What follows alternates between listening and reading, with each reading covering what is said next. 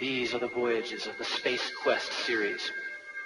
Our mission, to digitize new life with higher VGA resolution. To create bizarre 3D adventures with super tramped soundtracks. To boldly joke when no man has joked before. Borges, Ranya, prepare for warp drive line with Space Quest 4. Roger Wilco and the Time Wreckers. A highly illogical adventure, Captain.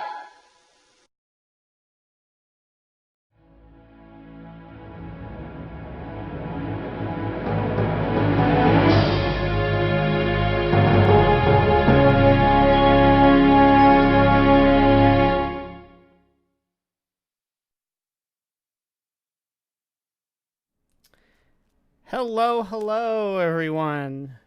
How's it going? Happy Sierra Saturday. I am here today. Sorry, just had to check something there. I am here today to talk about Space Quest 4, Roger Wilco and the Time Rippers, a game that, as that commercial that you just saw, despite what that indicates, it did not come out in the Christmas of 1990 as planned. That game fell behind schedule and did not come out until about March of 1991. So that's the first, their first adventure game of 91. And that came out for the Amiga, Macintosh, of course MS-DOS, the version we're going to talk about here today, and the NEC PC 9801, which unfortunately once again did not feature radical anime versions of the characters like the Police Quest 2 version did. The NEC 9801 version of Police Quest 2. So this game was released on disc in 91, and then the CD-ROM version came out in 1992 after when they started really doing those. And like games, like Sierra games at the time, it came on two separate releases, 16 and 256 colors, since they were all scared that not everybody would be able to run these fancy VGA games. This game, once again, was designed by the two guys from Andromeda, Mark Crowe and Scott Murphy. Ugh. See that right there? That's them. They're in the corner. That's what they actually look like. That's Space Quest 4. And oh dear, look at this. Look at this. My box is just like ripped. You've done this to me. I blame all of you. That box that's been coming for a long time though. Anyway, this was the last game that they developed together. Space Quest 4. This was it. This was their last. Yes, the glue did deteriorate, Ceramic Dragon. It did. It only took like 28 years.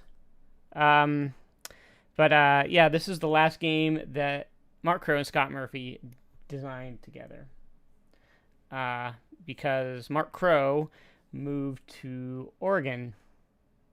Probably would have been like 92 or 93. Because he developed Space Quest 5 solo up there at Dynamics. But yeah, this would be their last one. And Mark Crowe considers this game to be his masterpiece product.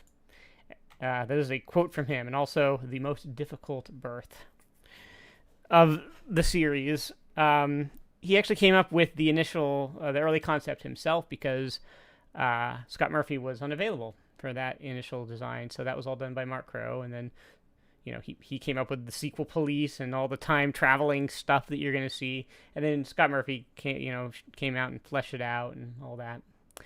And this was also one of Josh Mandel's earliest writing credits for a Sierra game. He had previously produced the King's Quest 1 remake and a couple of the U.S. releases of the Game Art games that Sierra did in the early 90s, namely Firehawk, Dexter the Second Contact, and Zelliard. And so he would, you'll hear more about him as we go on. He kind of co-wrote and ghost-wrote a lot of stuff for a lot of Sierra games.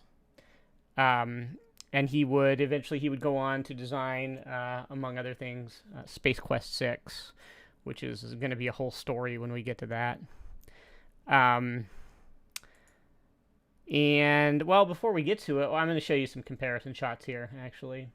I need to do that. So, here we are. This is the 256 color and 16 color comparison. The 256 color VGA shots are on the top, and the 16 color EGA shots are on the bottom. And you see, in the title screen here, this title screen, the 16 color one is a nice little nod back to the original Space Quest 1 title screen. They used the same color scheme and sort of tried to recreate it. And it's actually, I think it looks really cool. I think it looks better than the VGA one. And then we have this, and these screens are all from the early game, the intro. Since those are kind of easiest to capture, I grabbed all these myself. So that's, Roger. You'll see being accosted by the sequel police because, he's just not, he's an unlucky guy, And spoiler, but Sludge Volhall, the villain from Space Quest 2, he's still kicking and he's back for revenge. That's his head there and the little Star Trek communicator. And then here we get Roger being thrown forward in time by comedic sci-fi parody Kyle Reese over here. And obviously, the 256 colors does a whole lot to the to add to the effect of that time rip.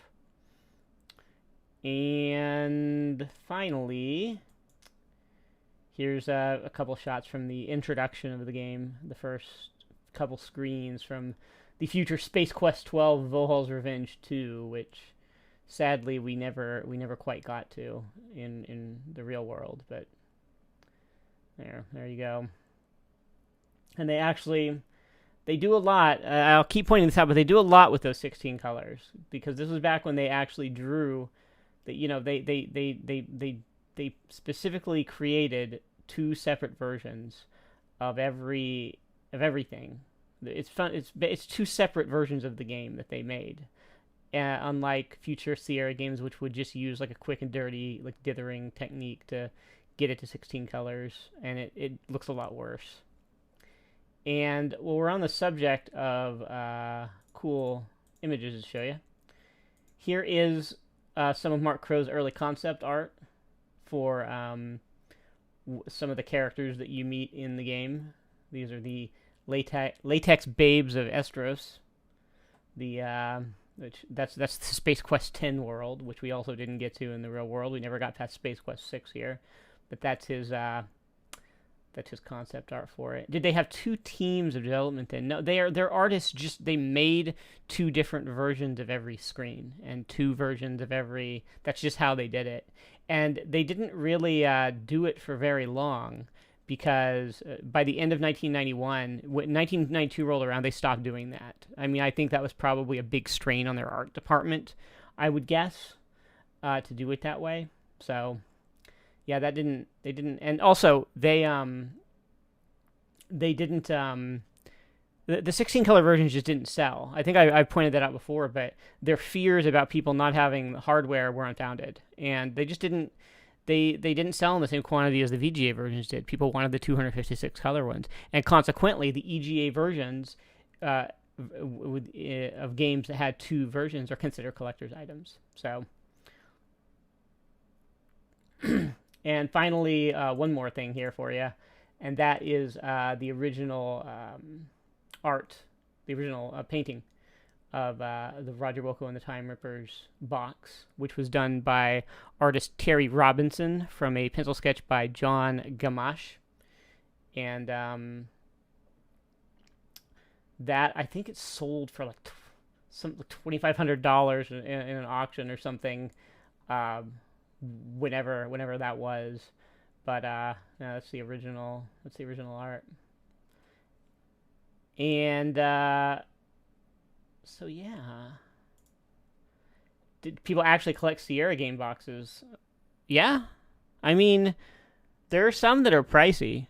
You know, there are some Sierra games that are quote unquote valuable, that are they're rarer than others. Like if you go and you find like EGA versions of, I think I saw an EGA version of like the Leisure Suit Larry 1 remake for like $60 not that long ago. So there's some pricey ones.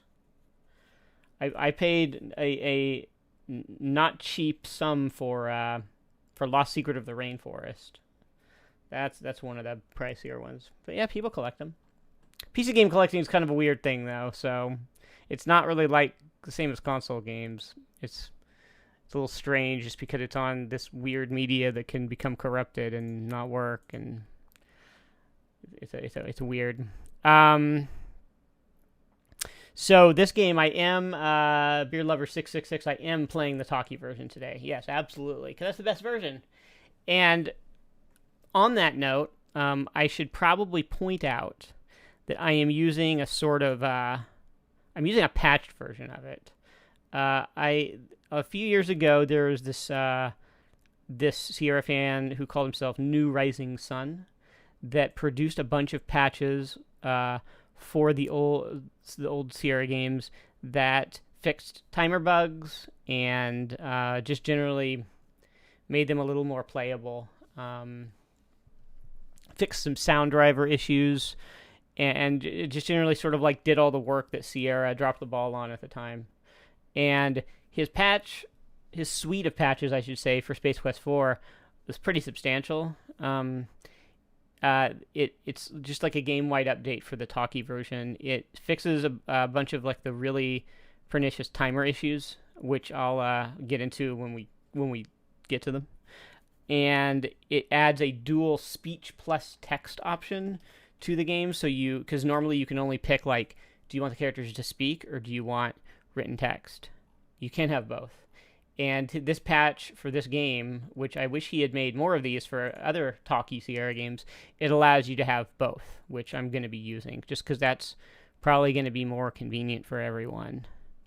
And then it also, there are a couple pieces of changed content that he changed back. Like there was I'll point out, there's like a store in the mall that you go to in this game that's a parody of Radio Shack, and they had changed it for the CD-ROM because Radio Shack complained, but he changed it back. And also there is a secret room that was in the CD-ROM version that you're not supposed to be able to access, and you can access it thanks to this patch, and I'm going to show that to you as well. So just be advised, that's sort of that's the version of this that I'm running here today. Now, one other thing I should point out. Well, we'll get to it. We'll get to it we'll get to it during the game. Here, we're just gonna play. We're gonna start here. So here. We're using the CD-ROM version with Roland MT32 audio. Let's go.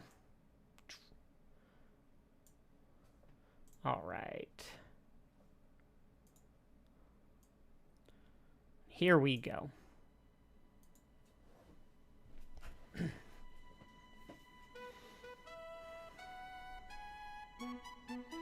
And there are probably some other miscellaneous changes this patch does, some graphical changes and things that like I don't know about, but this is the best aggregate version of Space Quest 4.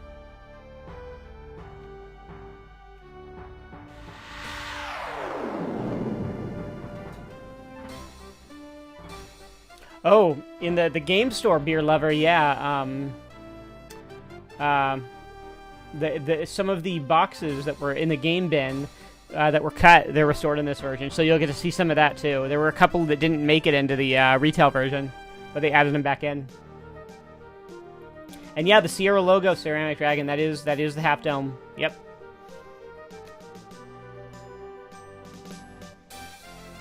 You'll notice that the theme song here is a bit different.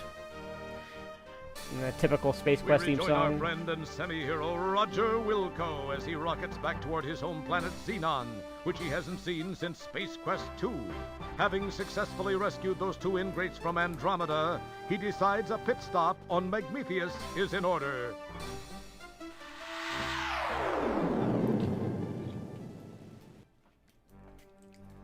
During the descent to this cosmic canteen, he is unaware of the interest that has been generated regarding his fate. That's Gary Owens doing the announcing.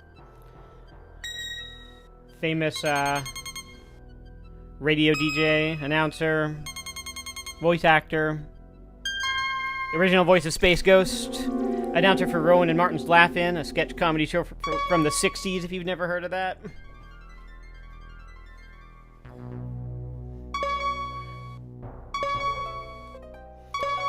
We have confirmation of his position, Master. Off to Magmetheus with you, then. It is time for Wilco to meet the fate which I have crafted for him. And that's Josh Mandel As our playing story the begins, sequel we find policeman, the aluminum mallard parked outside a seedy spaceport bar. who you know as King Graham. And Scott Murphy actually voices Vohal.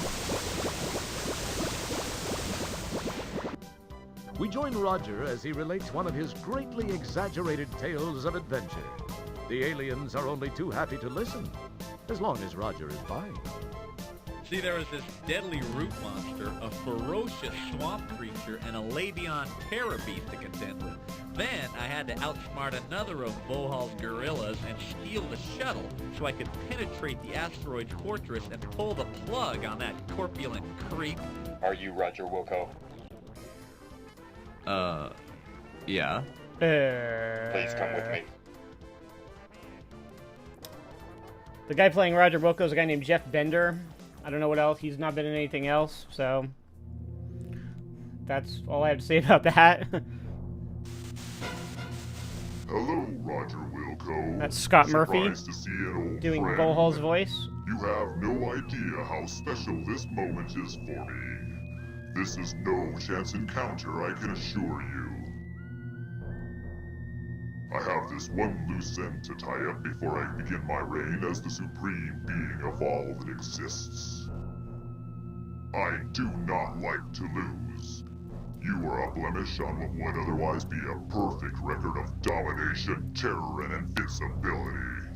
Besides, I'm still a bit miffed about that asteroid deal in Space Quest 2. Anyway, to relieve the pain of my humiliation and to prevent you from being a pain in my future, you must die. It's been nice seeing you one last time. Then, do the dirty deed. A bit different than the voice I did for him in Space Quest 2.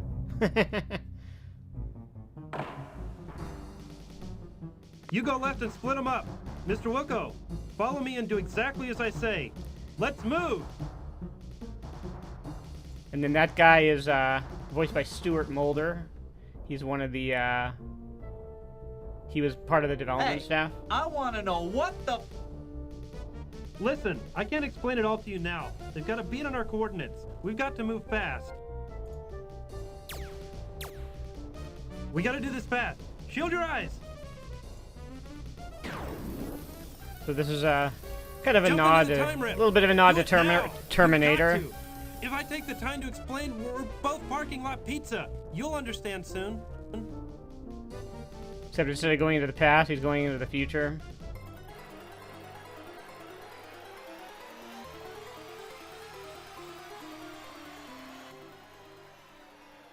So here we go. Falling into a different Space Quest game.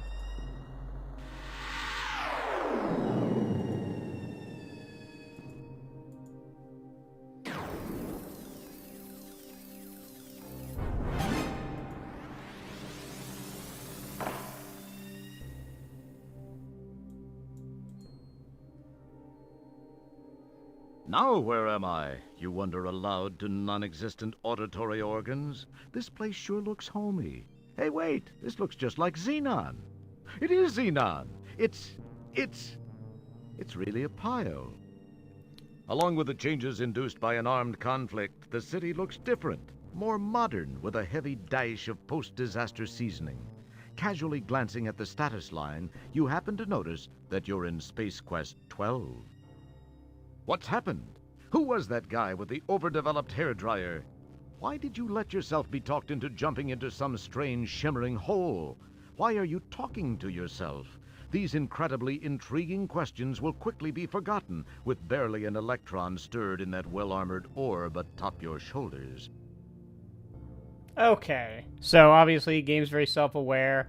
We see up here that we're in Space Quest 12, Valhall's Revenge 2. And I am gonna up the speed and also change it to display mode both, so it displays both text and speech. I'm also gonna save my game immediately, because as you will see, there's some real issues in this area. Now, before I get going, there's one more thing I want to talk about. You see, well, after it's finished saving here. Well, you see that this uses Sierra's brand spanking new at the time icon interface, right? Now, this game, as Scott Murphy puts it, I mean, there was some very...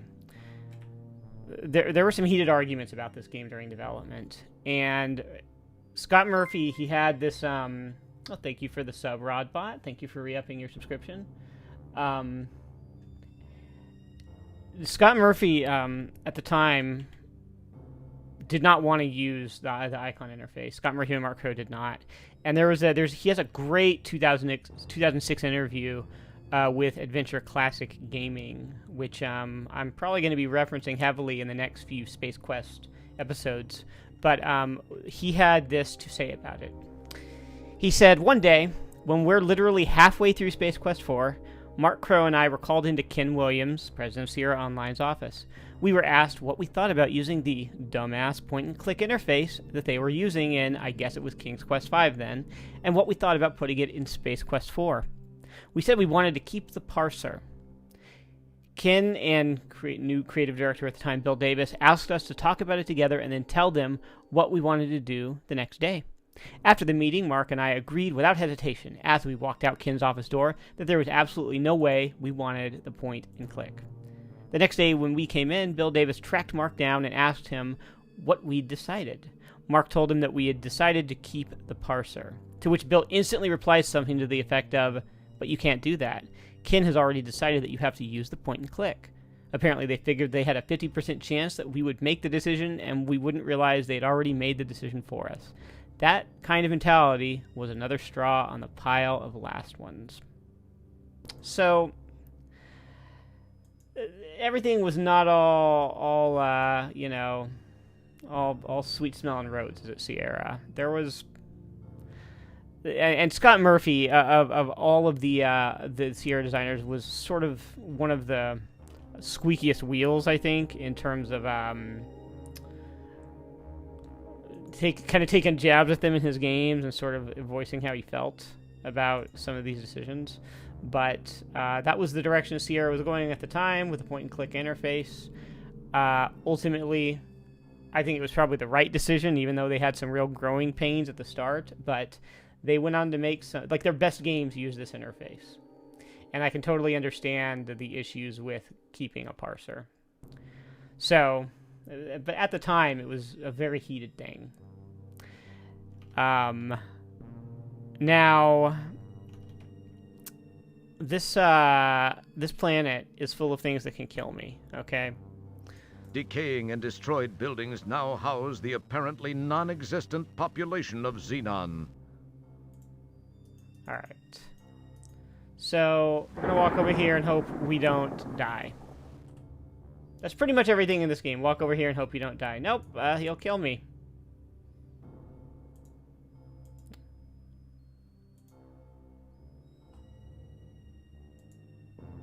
Okay. See over here? So there's this zombie. You'll probably get to see what happens. You take the small, frayed, useless-looking length of rope. But if he, If he, oops. If he gets too close to me, I die. So see this rope? We've got, you hear that beating drum? Alright, you're gonna see what happens. Nope. Those sure are some finely honed reactions you've got there. Perhaps you're still suffering from time lag. So that's the Energizer Bunny. I'm not actually sure which part of the hand is the hotspot for the cursor, so I screwed it up. There we go. That was without a doubt one of the finest examples of bunny snatching I've ever seen. Alright. The stress placed on the rope during the bunny snatching was too much. You cast the useless fibers aside.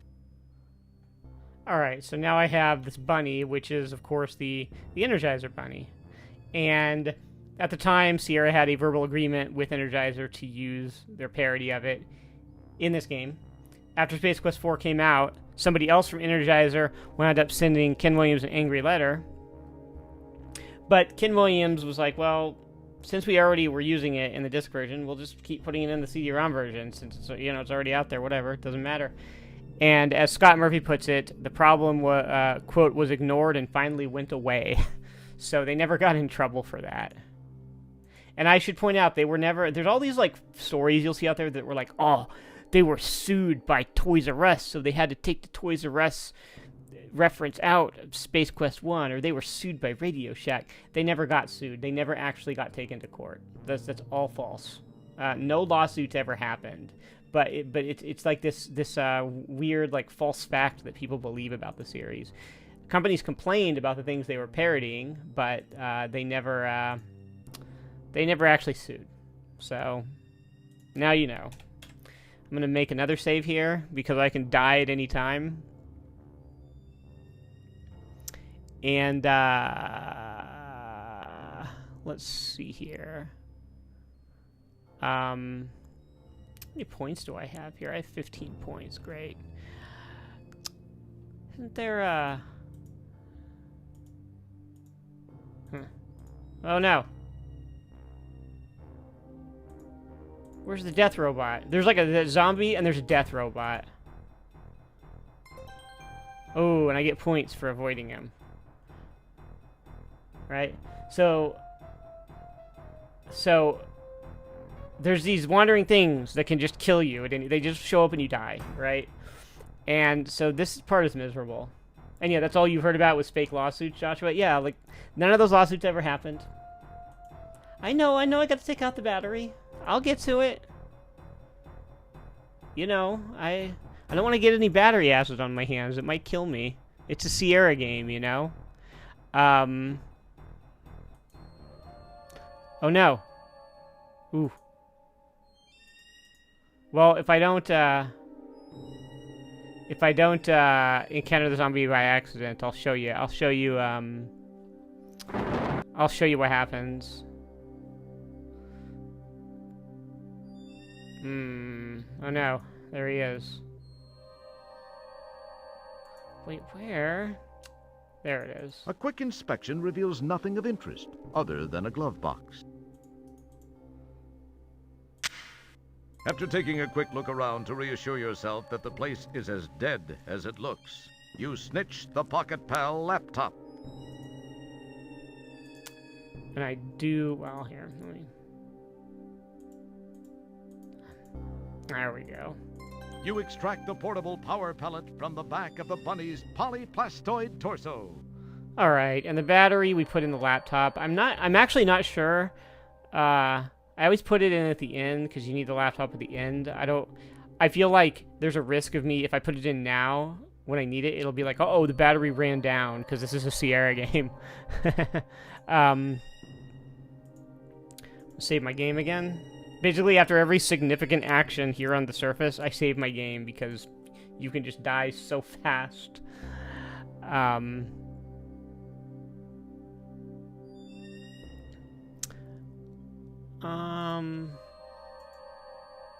no, there's a zombie again.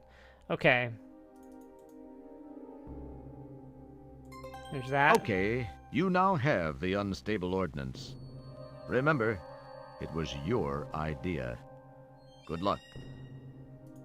See that? That unstable ordnance is one of the stupidest things in the entire unstable ordnance. In the entire game, because here. Let's save again. I'll show you why. Did you miss tennis talk, Leap Van? No, I haven't said anything about tennis, but I did see the U.S. Open Women's Final today. I saw Serena Williams yet again miss her chance for a 24th trophy. So there's that.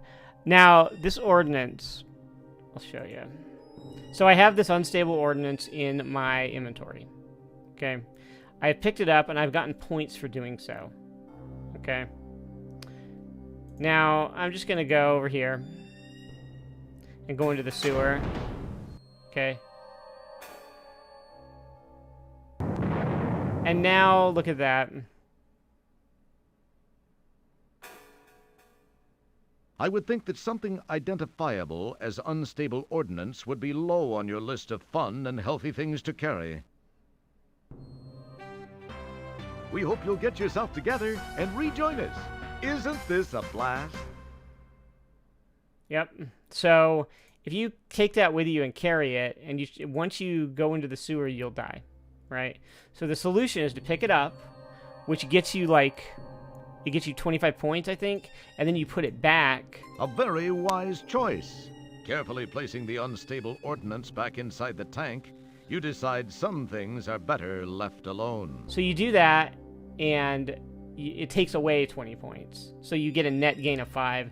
But it's the most, it's just unusual for a Sierra game to have you... It's just such a weird gotcha puzzle. Whoops. It's highly unnecessary. Okay. Ooh, actually. I'm gonna save here, but I need to... Well, I'll show you what happens. I'll show you what happens with the zombie. So if he gets too close to you... Here, come here, zombie. He screams, and then you die.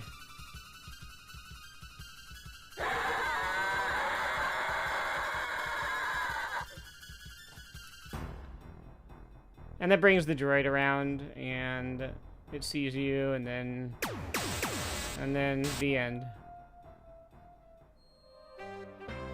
We're glad you could play Space Quest 4. As usual, you've been a real pet load. That's just like the generic death screen. Okay, so let's see if we can get over here and get down here before he screams. Okay, cool. Great. So here we are. You take the jar into custody.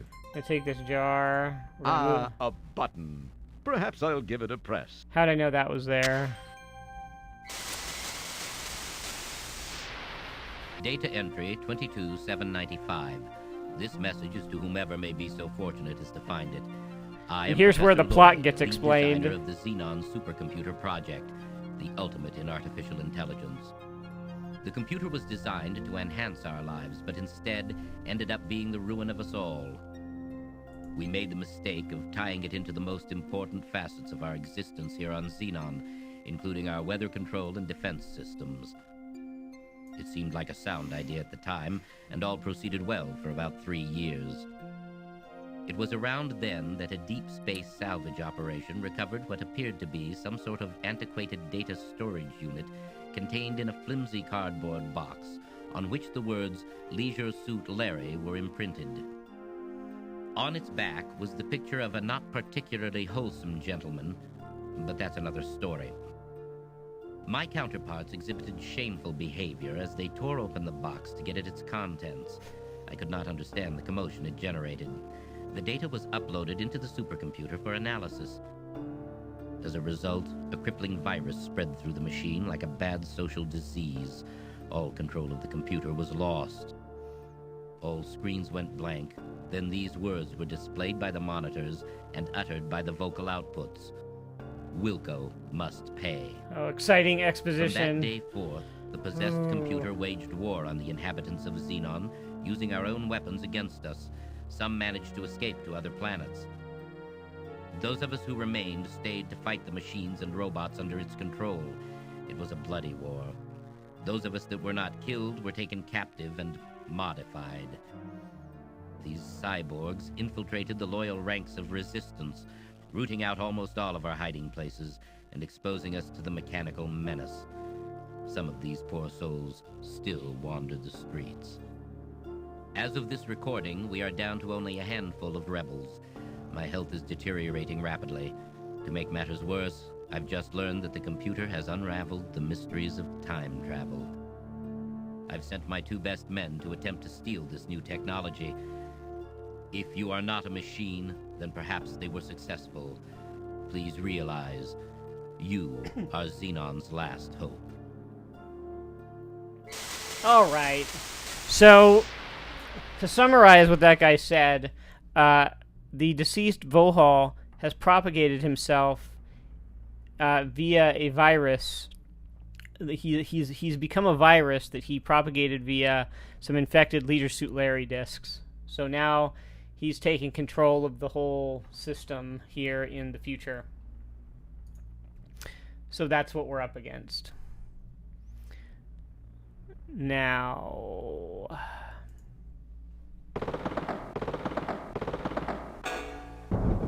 there. This next part's super annoying and finicky. Yeah, something Leisure Suit Larry, something Terminator, something. Yeah, pretty much. Did Kojima? This is Dr. Jost. This is not nearly as baffling as a Hideo Kojima game. Okay, that was a bit, maybe a lot to take in, but you know, I mean, the key message is Vohal is taking control of the future using Leisure Suit Larry, a virus on Leisure Suit Larry games. So it's funny Sierra mythology nonsense. Now... Oh no! The door has shut, and there's no way back. What are you going to do now? Okay. Didn't the creators do a remaster of Space Quest? Yeah. The original Space Quest was remade this same year. I covered that in the Space Quest 1 episode. Okay. Okay. I need to save my game right here. Because this is finicky and annoying. Hopefully I can get it on the first try. Either you or the slime will have to be in a different position for that. Try waiting until it stops moving.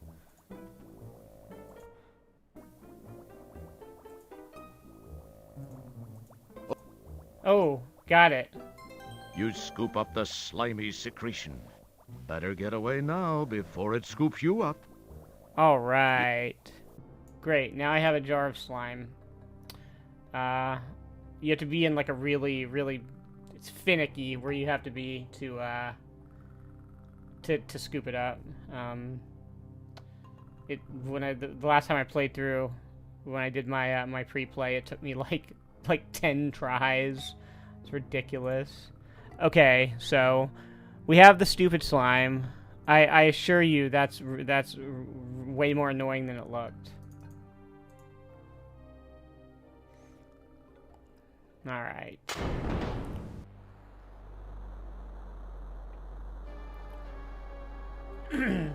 So here we see this mysterious ship landing.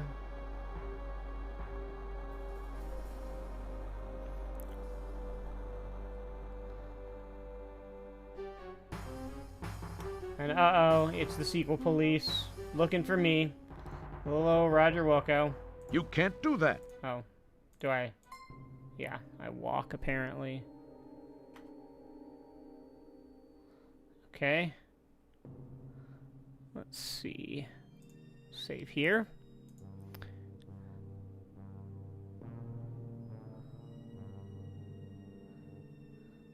Uh-oh. Ooh, that is not what we wanted.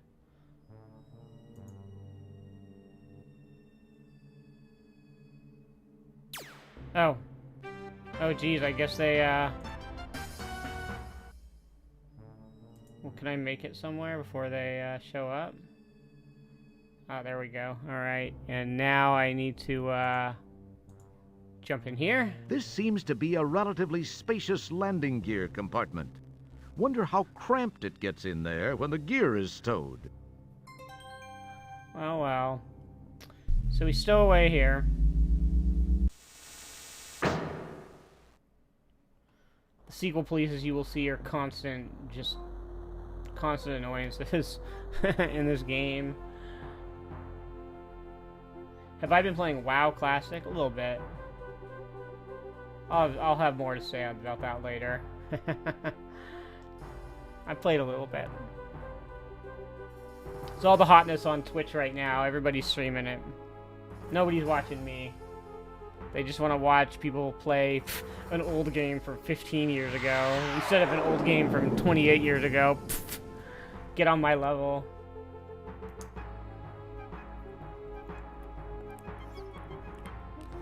So not to spoil anything, but this top skyline, Space Quest 12, the only part that actually occurs in Space Quest 4 is the intro.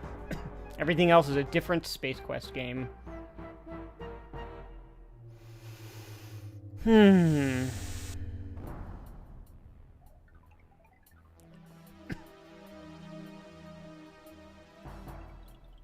Alright.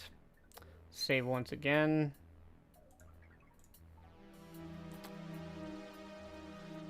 So this part of the game, like, I think a lot of people remember this game being a lot better than it was. There's a lot of people who have a lot of nostalgia for this game, and it's okay, but you see, like, this whole opening sequence on Xenon, on Space Quest 12, it's all just constant annoying deaths and, like, gotcha moments and just really finicky parts. It's not good. It's not great design, I would say. I've just completed a scan of the Labion sector of Space Quest 2. That's Josh Mandel no again? No sign of presence at this time. King...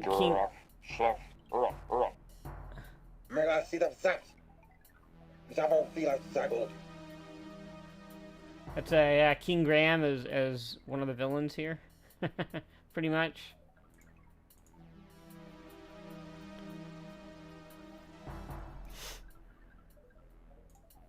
We want to go hop in the time pod. Let me dial my CPU cycles up a bit. Now, this code here, I would normally have to write this down because this is how I get back here later, right?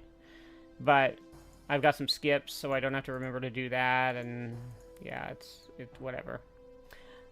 You'll see. But for now, I'm going to show you something cool. Something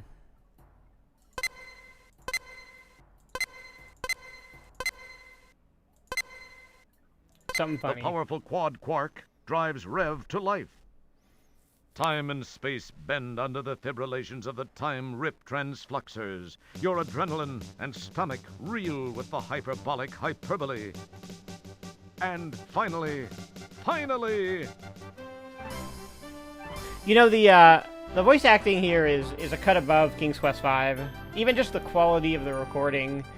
You know, a lot of it's still rough, but it's way better than what we saw in King's Quest V.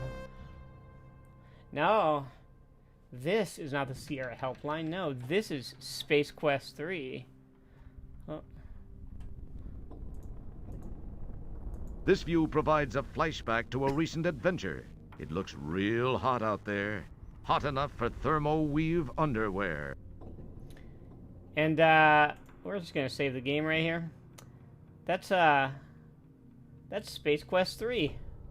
That's Ortega, which, if you recall from Space Quest 3, I had to have thermo-weave underwear on to keep from burning up when I went outside.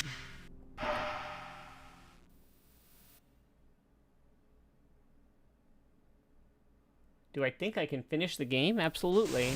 I know I can finish the game. This is Roger. This is Roger on Ortega. Any questions?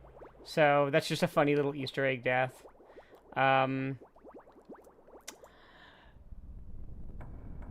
So, let's see. This is a small... This view provides... Whoops. It's a large compartment that's probably full of instruction manuals, code books, time maps, and the like. Too bad it's also locked. God damn it. Oh, I need the hand icon. I was on the eye. So... we just hit any 6 buttons. The powerful quad quark drives Rev to life. Time and space. And finally... Yeah. Nothing much happens. That must not have been a valid code. Try again.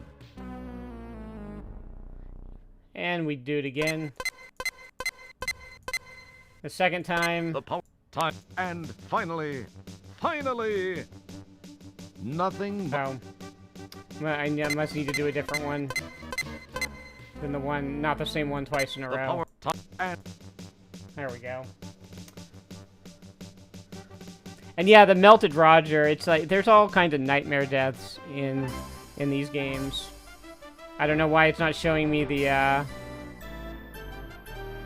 little time thing here.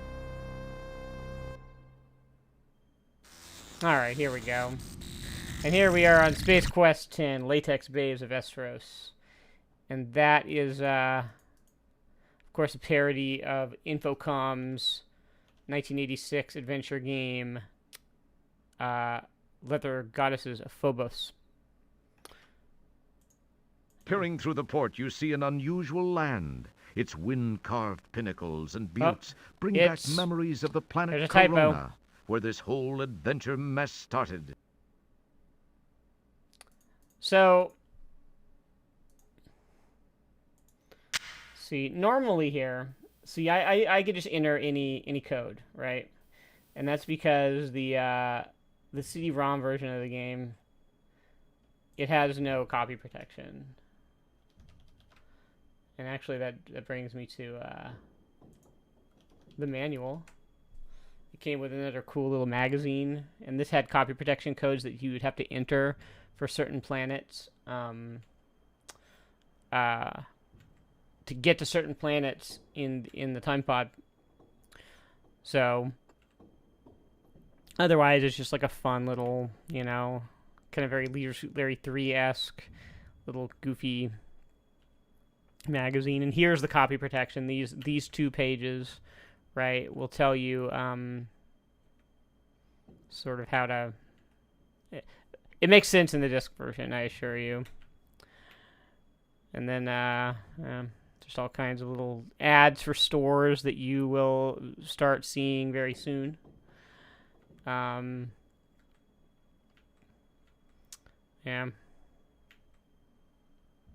Fun stuff. That was back when they had fun with their manuals. So, here we are. On the disc version, I would have had to enter a real code from the manual, but here we are on the planet Estros, in Space Quest 10,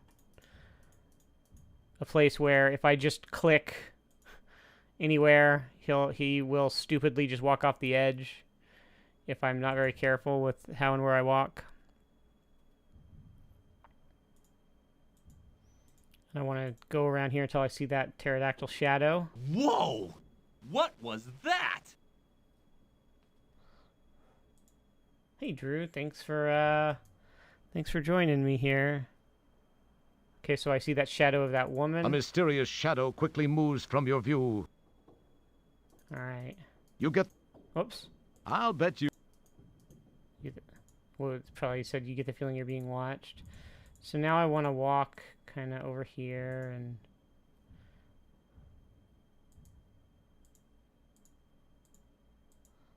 very carefully go down these stairs. Ah, and I'm grabbed. I think for some reason I have to go back across. I can't just go over to the next screen and have this done. You look pretty pathetic hanging under the pterodactyl. Wow, what an incredible view! You see a huge nest in the distance below you. So here we are. Just like in King's Quest V.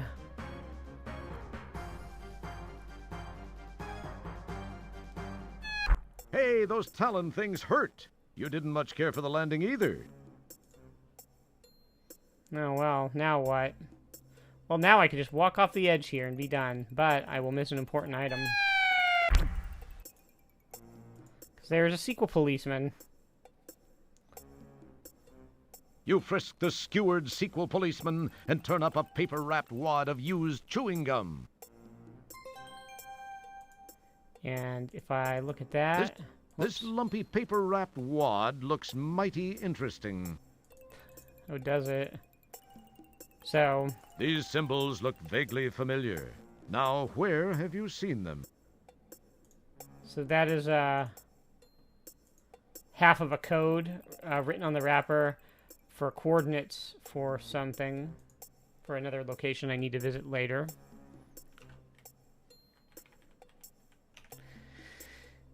And let's see. I'm sure there's a death here. There should be an Easter egg coming up here as well. Where's it at? There's a little King's Quest reference here. Maybe they cut it out of the CD-ROM version. But the thing it flies by with Graham.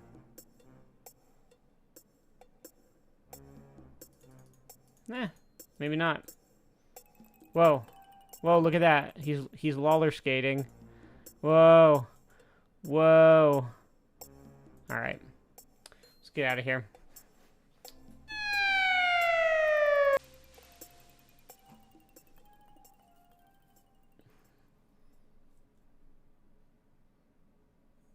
I don't know, Drew. I haven't tried it yet.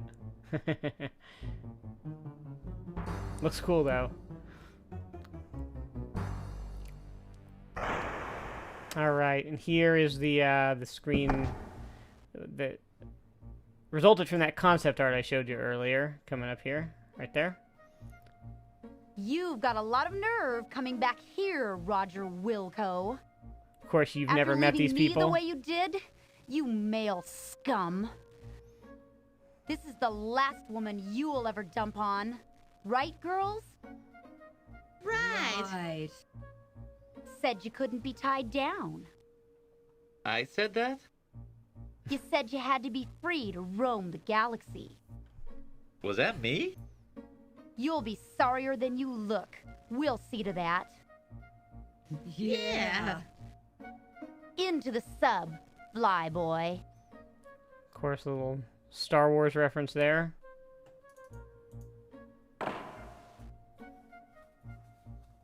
Haha, Leisure Suit Larry 4. No, nothing like that. You hope these women soon realize that they must have the wrong guy. Scott Murphy has said that he was... This is Zandra. We are approaching checkpoint 6. Prepare to open the tunnel door. He said that he's astounded. Well, he said, quote, "Amazingly enough, no women's organizations sued us. I was practically astounded and disappointed by the lack of protest. Not that I want that, no way. I just thought someone would say something." So, just these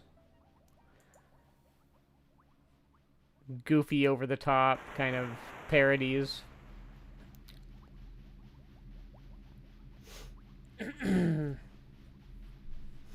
So yeah, Roger's like, I don't even know who these people are because he's only in Space Quest 4 and this is Space Quest 10.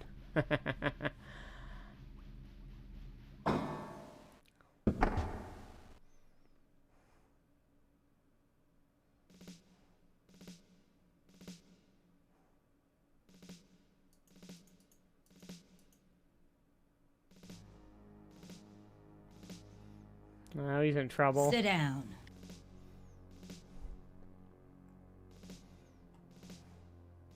Comfy, Mr. Wilco? Hey, what are you doing? Let me go, witch. Witch? Shut up. Your whimpering sickens me. I'll teach you not to run out on me. Thorine is quite knowledgeable in the ways of torture. Roger's got such a dopey I'll voice. let the two of you get acquainted. Thorine, do your stuff. With pleasure, Zandra. Let me introduce you to a friend of mine.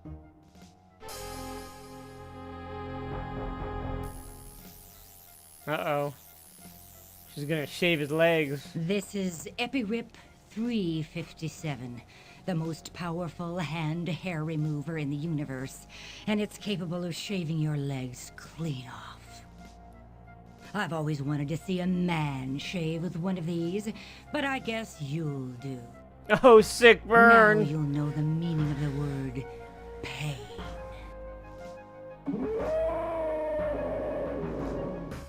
Uh-oh.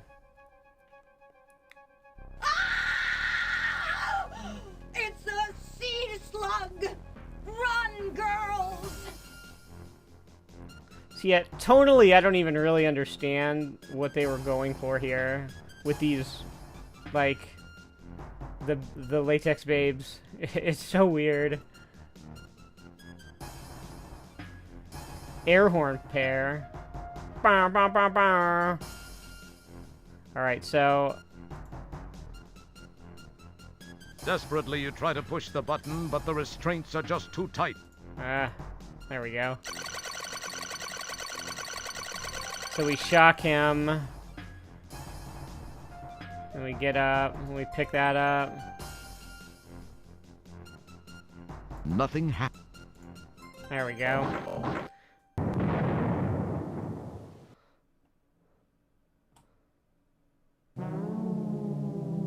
Our hero! It's so tonally weird.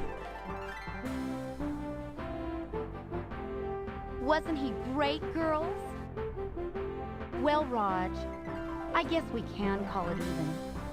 Thank you for ridding our fortress of that slimy, awful sea slug. I know I can't blame you for backing out at the last minute. I guess I was a little overbearing. Sorry. Can we still be good friends? Well, now, wait a minute. Let's talk about this. No, Roger, you were right. You don't need to spare my feelings. It just wasn't meant to be. It's better this way. Well, girls, I feel like celebrating. Let's go shopping! They've managed to just cram every negative stereotype of women into these characters all at once. They just all exist simultaneously. Meanwhile, back in Space Quest 12... Uh-oh.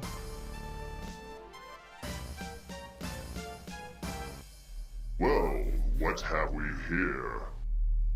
This is the rebel scum we captured in the Space Quest 4 time sector. He had just aided Wilco in escaping. The readout on his time gun indicates that Wilco was successfully transported into this time sector as you feared. That is no longer a concern. Roger Wilco. Wilco will surrender to us once he has learned we have captured his son. Then he will be destroyed once and for all. Look at that plot twist. Oh, that's Roger's son.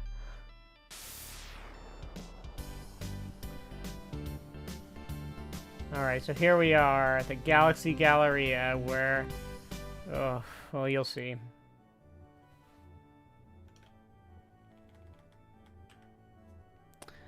You'll see.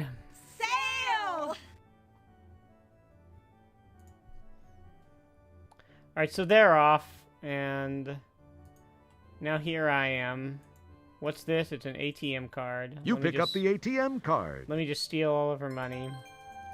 So now, we, now, that very brief Space Quest 10, Estra's surface area, all I did was walk around, pick up one item, and then solve, I guess you could call it a puzzle with the slug, by just hitting, by clicking the hand on the obvious things on the screen. There wasn't really any substance to it. So, again, this game, it's not as good as people remember it. And now we are going to, here we are at the Galaxy Galleria, which, this is where like half the game takes place. This place is a pain to navigate. There's a really stupid mini game that we have to do. And some just god-awful timer sequences that I will probably be able to beat, but I have like some saves, some skips in here just in case. But this scene's really, this whole part's really annoying. So let's see here. Oh, what's going on here? What's going on in there? The two geeks from Andromeda are in there signing copies of their latest release. Oh, the two geeks, huh? What's going on? I just told you! The two geeks from Andromeda are in there signing copies of their latest release! Oh, let's keep asking. What's going on in there? Beat it, jerk! What's going on in there? There is no reply. What's going on in there? There is no reply. What about these guys over here? What's going on in there? There is no reply. What's going on in there? For some reason, there is a gathering here. Stan Lee signing comics in my mall? Alright, well, since we have this ATM card... Wow, an Autobox teller machine! Oh, hey, check this out. This plant was provided courtesy of Shapir Florists. There's a little Quest for Glory 2 nod. So we'll take this ATM card. What's going on in there? Yep, alright. Try to steal all her money. Commit some massive fraud. You obviously don't resemble a blonde woman. What a surprise. Oh, wow. Great. So I have to figure out the whole kind of puzzle arc, if you will, in this place, is to figure out how to get what I need to take all this money so that I can get something. So there's something I need to buy here. It essentially is what this place is all about.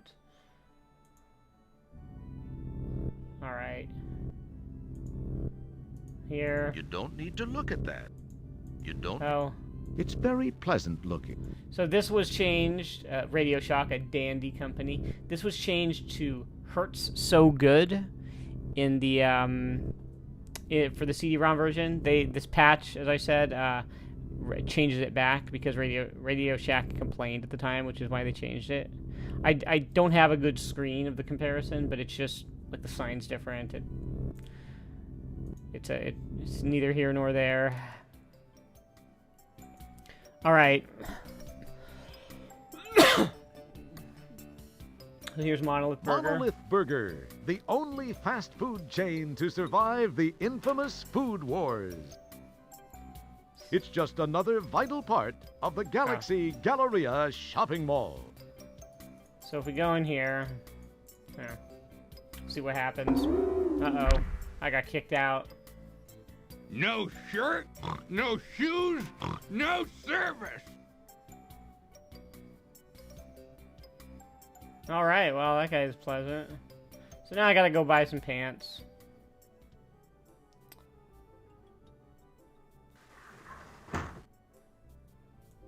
Go over here. The sign reads, big and tall. Alright.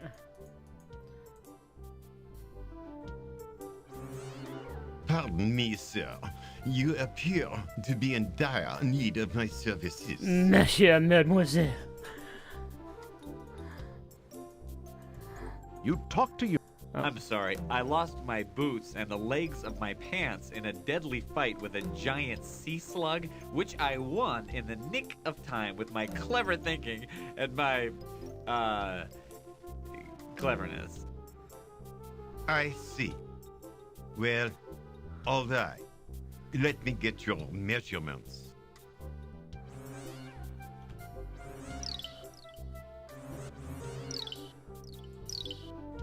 We've got just the thing for the likes of you. I assume you will be wanting something in the generic space hero line? These will do for you. Try them on in the dressing room here if you wish.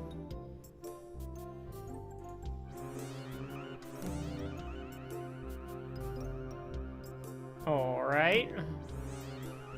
So You change now your clothes, not forgetting the items in your pocket. You never know when you'll need them. they passed up a golden You step out opportunity looking good as new. to leave your items in your pocket. That will be 20 buckazoids, please. And force you to go and get them or else lose. So I have buckazoids here. I have 59. That number updates to show you how many you have. So we'll pay the man. Thank you so much for shopping with us, sir. Do come back soon. Dear. Alright. So now I've got some pants.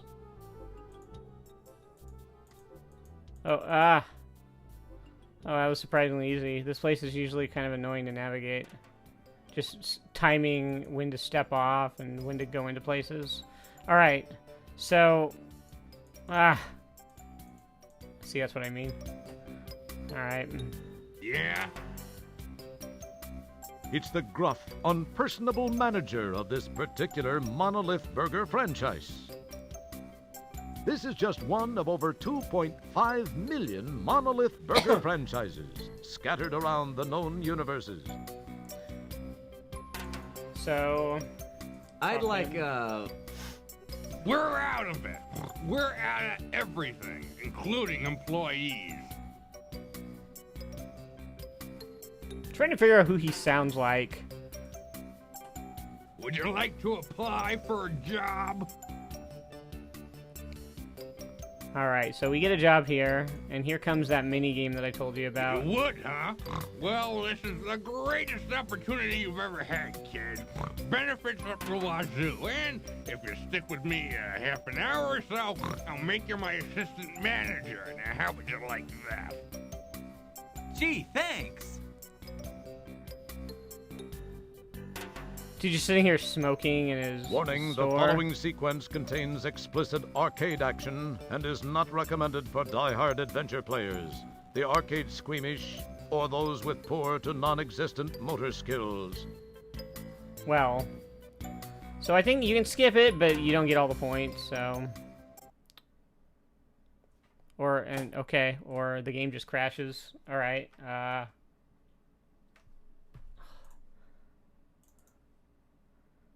Jesus. Alright, well...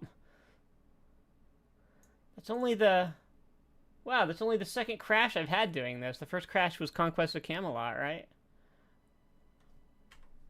Alright, let's see. Where was I? Ugh! The perils of not saving your game. Look at that. There is no... What's... Alright. I gotta do all this again. Because the game's stupid and crashed. Because I didn't save my game. Because it's a Sierra game. Because I didn't save in every freaking screen. Ugh. You obviously... Alright. Oh, am I not getting points for that? Alright, we'll skip this. Go in here. Be thrown out. No. You stupid buggy game.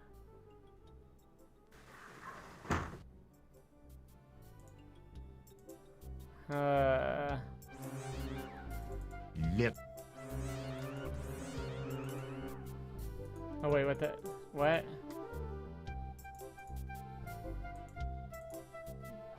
Oh, there he is. You'd better not. Sorry everybody. We've got my game just crashed. the thing. I assume you will... He's...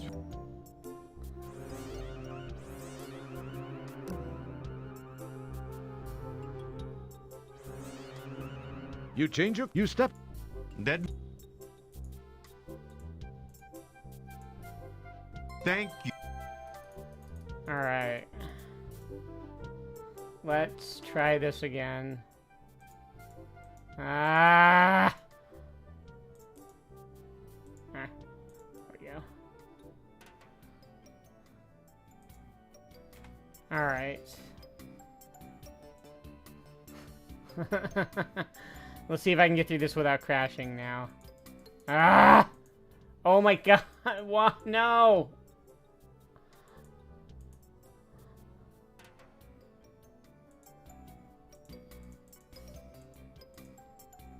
Kill me! Ah!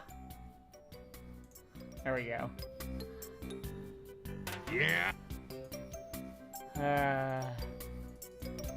I'd like. We're at.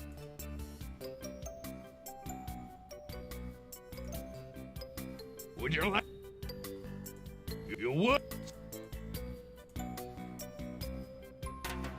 Warning, the following sequence. Okay, this good. Is so easy, a human Ooh. could probably do it. Burger comes out of the oven. Drop on your lettuce, your pickle, squeeze on your mayo, squirt on your mustard, on goes your ketchup, top it off with your sesame seed bun. You make 'em my way, and if you mess up enough times, you're out of here. Got it? If you need to know how to run the assembly line, read the sign. Just click it with the mouse or press R. Okay, so these burgers come out. We put the lettuce on, and we put the pickle on. Then we put the mayo and the mustard and the ketchup and the bun, and they go out. And every time this happens, we earn a buckazoid. And they keep getting faster as you go. Right? And you can, there's some funny stuff if you like look at these. I'm lettuce. Real old lettuce. Lay me down on the burger. I like to go first. Bite me on the pickle. Hi, I'm mayonnaise. I'm cholesterol-laden and ready to clog an artery when given the chance. I'm your mustard. Squeeze me. Hello, I'm the ketchup. Did you know there's more sugar in me than in ice cream? It's a fact. I'm your permabuns. Nothing goes out of here unless it's in me. Beef at its finest. So, do they cook them in the box? No, I think the patties are already cooked, and I'm just putting the stuff on the patties. So you do this, and you keep doing it. And if you screw up enough times, he kicks you out, but then you can always come back and get the job again. But you need to get a minimum of 26 buckazoids. So you just keep doing this.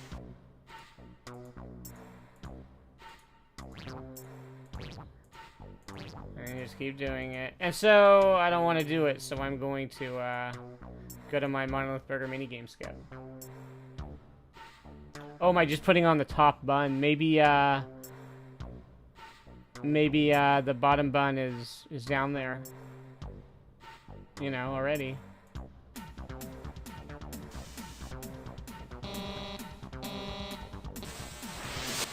Maybe they cook it and then put it on the bun and then send it out on the conveyor, you know?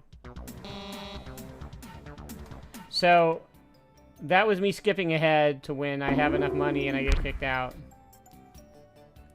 You're fired! My janitor could do a better job than you could. Whoops.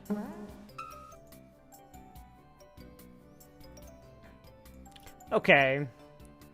So now, let's see, what am I doing? Now I have a grand total of 65 buckazoids. Okay. And now I want to walk back this way. I actually need the cigarette butt that he dropped.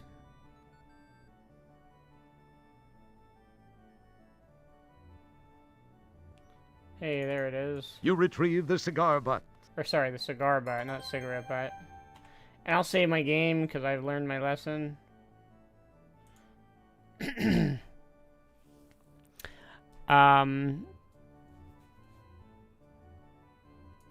And now here we're going to get to a puzzle sequence that really hasn't aged well at all. This is Socks, a high-class, high-priced dress shop. Here we go. Ah! Why? Why is it such a pain to navigate?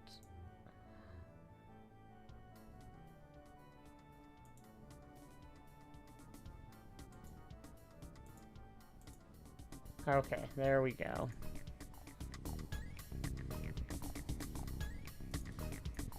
Let's talk to her. Now, this character is voiced by future Gabriel Knight designer Jane Jensen. You talk to... Whoops. You talk to yourself. Oh my god. There we go.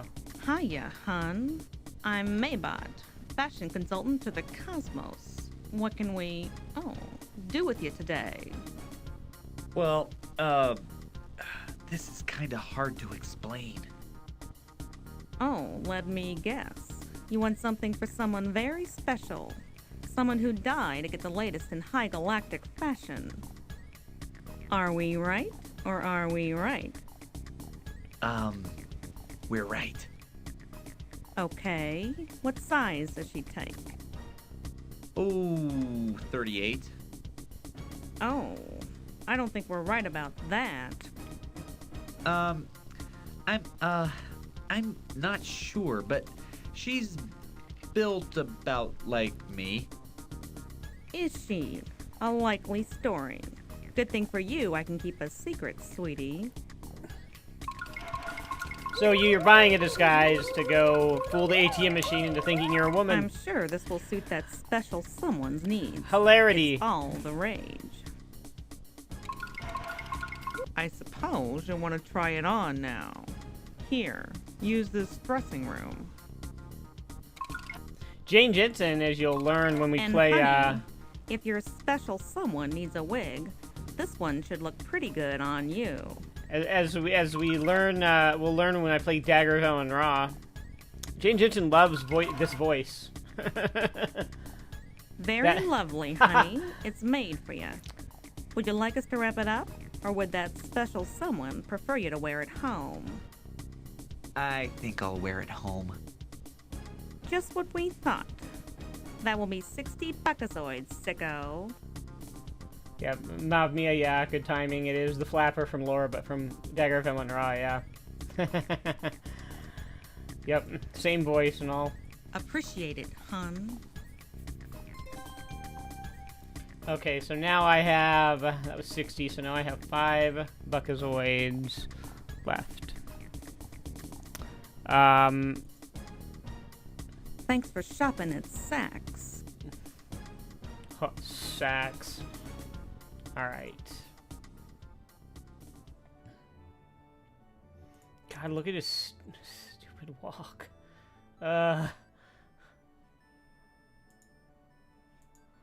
Okay, now let's use the ATM card.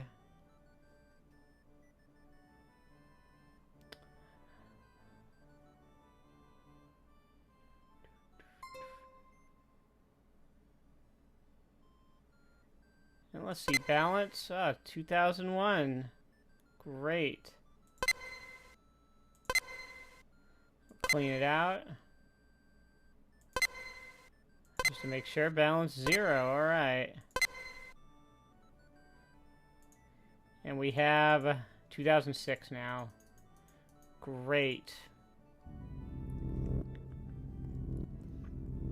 I believe, let's see. Okay, let's go back that way, actually. I don't want to take any chances of tripping the sequel police. Because they show up and then things get dicey.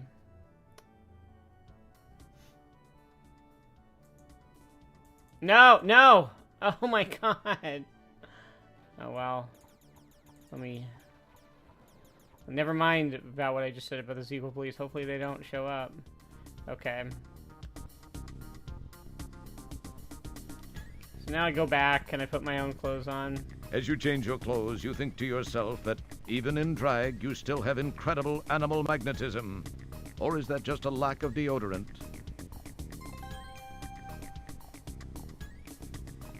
Alright. Now that that's Thanks done. for shopping at Saks. You're welcome, Jane Jensen. Robot Jane Jensen. Alright.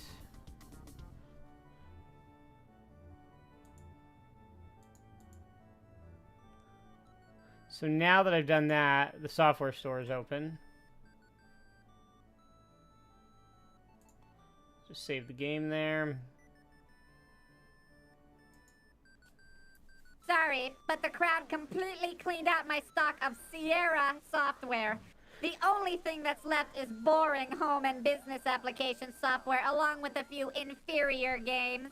But feel free to look around anyway. If you're here to return something, forget it. We have a strict no returns policy. I'd like to help you out, guy, but you know how corporations are. Did Saks fake sue them too? No, I've never heard that they did that. No, that's you hear about Radio Shack, you hear about Toys R Us. There might have been one like in Space Quest 5 at some point. Yeah. A bargain bin containing discount software. All right, so here there's a bunch of games. These are all parodies of existing games, right? Presenting the latest in the award-winning King's Quest series from the still active mind of aging Roberta Williams III, latest in the award-winning Roberta Williams series. What happens when Old Man Graham and his family are kicked out of Daventry Condo Association? You'll meet the fabulous Bernoulli brothers, Professor C.D. Romberg, and of course Rumpelstiltskin, over 12 gigabytes in length. 12 gigabytes. I love that was a giant. That was a significantly large size to them at the time. Like games today, like 12 gigs. That's a small install. Let's see. The latest bomb from master storyteller Maury Bryanarty, Boom, is a post-Holocaust adventure set in post-Holocaust America after the Holocaust. Neutron bombs have eradicated all life, leaving only you to wander through the wreckage. No other characters, no conflict, no puzzles, no chance of dying, and no interface make this the easiest to finish game yet. Just boot it up and watch it explode. Of course, that's a parody of Loom. Lucasfilm Games is Loom. And that was a dig at them for making games that were quote-unquote easy and that you couldn't die in. They sort of went back and forth a little bit, making fun of each other at this point. There was a fake death in Monkey Island where you like fell off a cliff and died. And it came up with a message that's like, oh no, you sure screwed up, hope you saved your game. And it was like a total parody of Sierra's, kind of death screens. And then the character bounces back up off the cliff, and he's like, oh, I fell into a rubber tree. So they kind of made fun of each other a lot at the time. So, let's see. We'll take these and put them over here. You can't do that. We'll put those over here as we get done with them. It's here at last, with a combination of SAI, simulated artificial intelligence, and VRAI, virtually real artificial intelligence. We at Max This Software have created a simulated simulator experience that's unlike anything you've ever simulated playing before. With SimSim, you can create a simulated environment in which you can create any simulated environment you want. So that, of course, SimCity Dig. Back when they were releasing just Sim everything, this would have been those days. There was like Sim Earth, Sim Ant, Sim Tower, Sim Island, Sim Life. They went a little crazy with it. From the folks who brought you Astro Chicken. When it comes to stimulating chickens, Chuck Egger is the expert. And now you can learn from him. Design the chicken of your choice. Over 40 options including lips, no lips, and laying frequency. And take your creation for a wild ride over real barnyard scenery based on an authentic flight model of a chicken. You're in for a peck of fun now. And of course, Cluck Eggers, that's a parody of Chuck Yeager's Flight Simulator.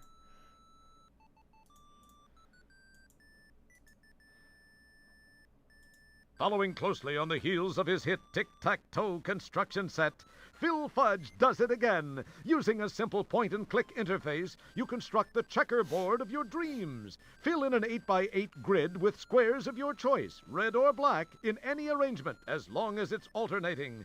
Don't like it? Erase it and start all over again. Requires MCGA, CGA, VGA, PGA, or ta-ra-ra-boom-GA. I'm not sure what that's a parody of. It's like some kind of, like, bridge construction thing? I don't know. It's the newest in the wacky Jaime Lipschitz series. Jaime, son of a wealthy New York furrier, has gone wild with Dad's frequent flyer vouchers again. Can you track Jaime down and bring him home to meet the girl Mom's picked out for him? Hold on to your yarmulke. Yes, Jaime Lipschitz strikes again. 640K, Ronald MT32, and 3.5 circumcision required. Ronald MT32. You guys hear that Bark Souls in the background? And I believe the cover model for this was Josh Mandel.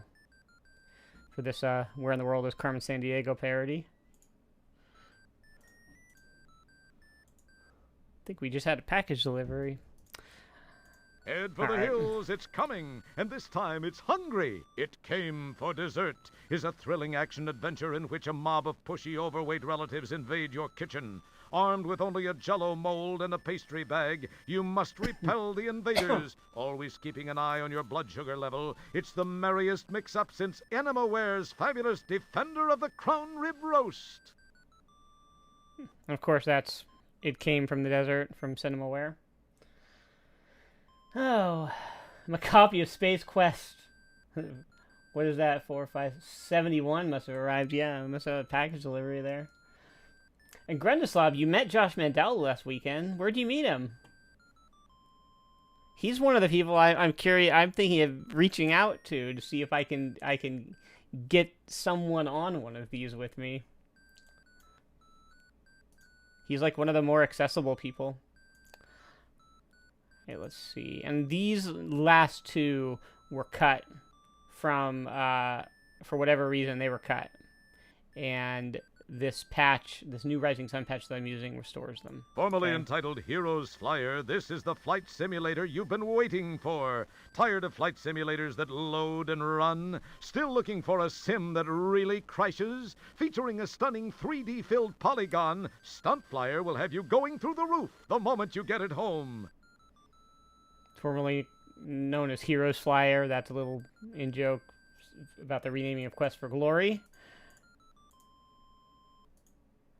Imagine a character so offensive, so sexually inept, and so lame-brained that you just can't wait to step into his shoes. That's Dacron Danny, first in the Sahara Off-Ramp's new educational series of true-life adventures from the team of How Low Can You Go? Learn how others see you. Dacron Danny, your computer guide to your inner self. Of course, that's a Goofy Leisure Suit Larry parody. Sort of. And this is what we're looking for. The two guys from Andromeda's latest sci-fi comedy, Space Quest 4, will give you hours of frustration unless you have this hint book. Want to know how to get the dog into the hanging basket?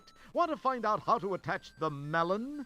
Buy this hint book and it all becomes obvious. You'll hit your head and say, "Boy, how stupid could I have been? A moron could have figured this out. I must be a real dimwit, a pathetic nimno, a wretched, idiotic excuse for a human being not to have figured out these simple puzzles in the first place."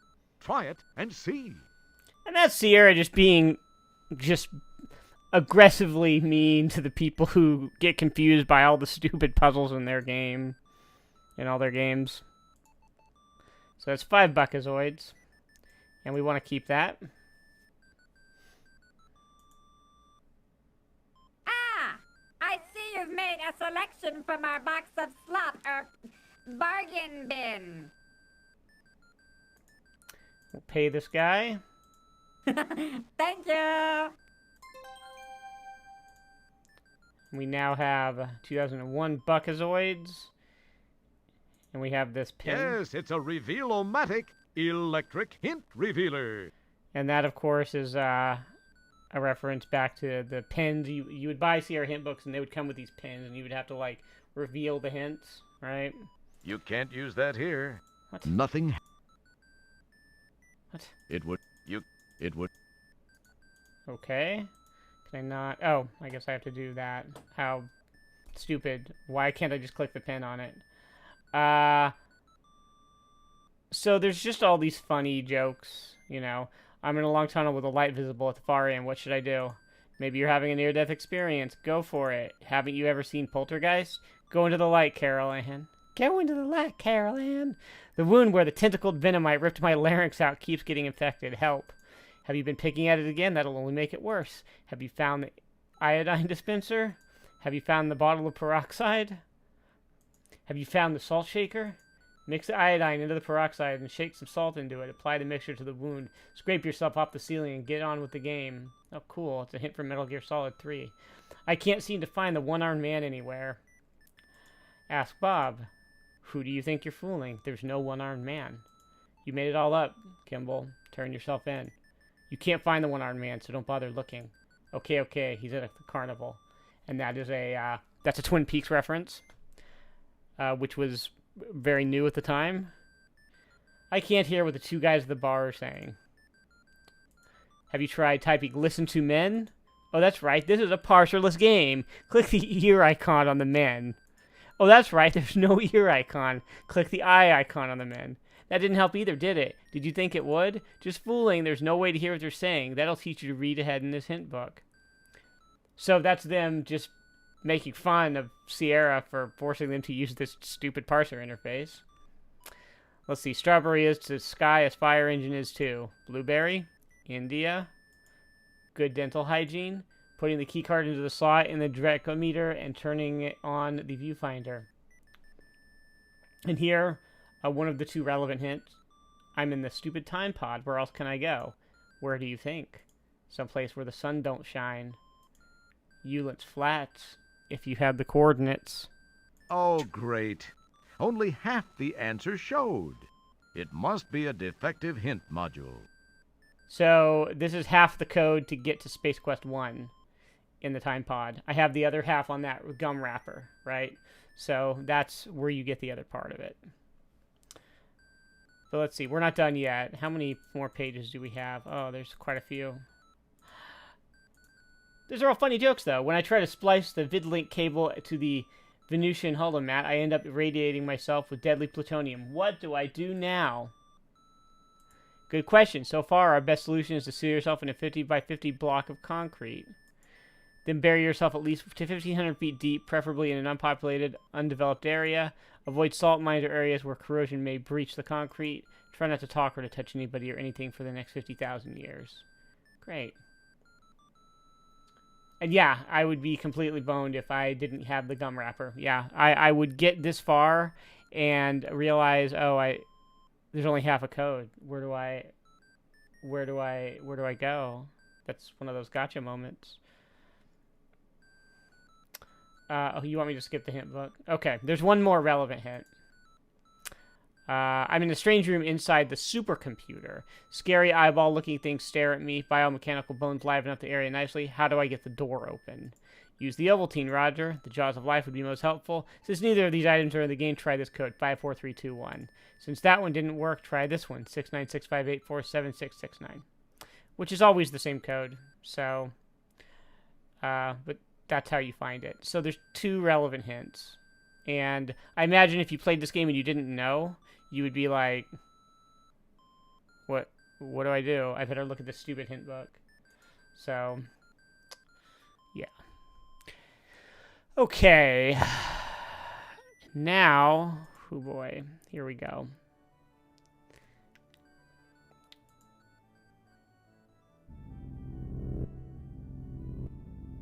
Radio Shock we will be back to later.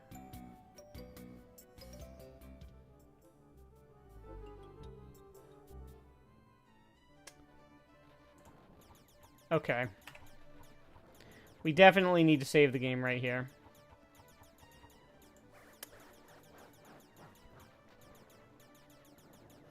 And here's the arcade. Why, it's Buckazoid Bill's Arcade and Sushi Bar.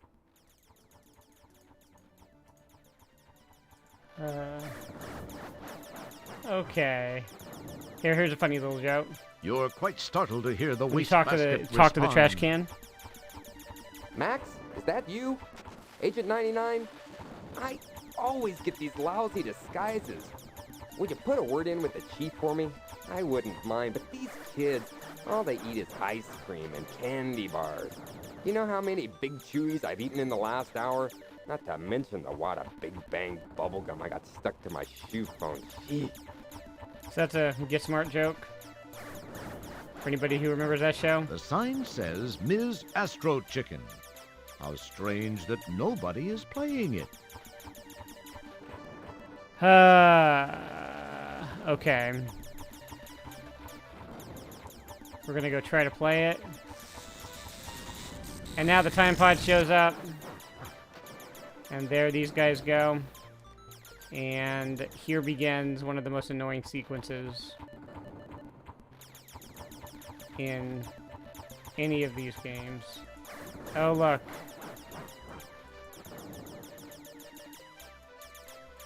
Now I can't get out. That's why I saved my game outside. Let's try this again.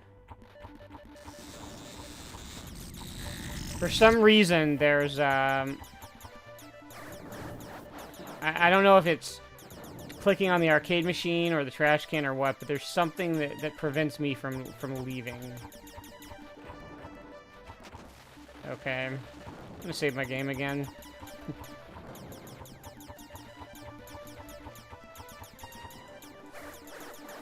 Alright, we're gonna go back here. Right, out here. This is correct, right? Yeah, I think it's this way. So, we go over here. And,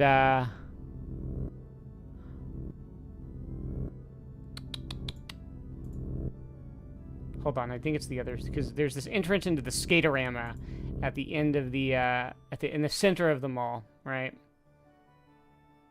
I think I may be taking too long of a route. Oh, yeah.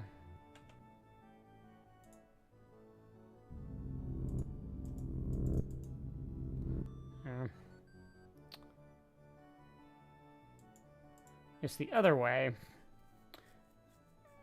Ugh. I want to go into the Skaterama from what is the left side, which I should have just gone the other way from the arcade, because there's two entrances.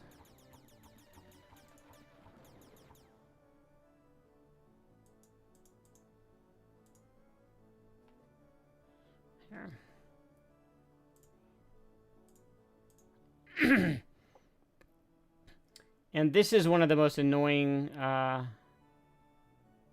sequences in Sierra games.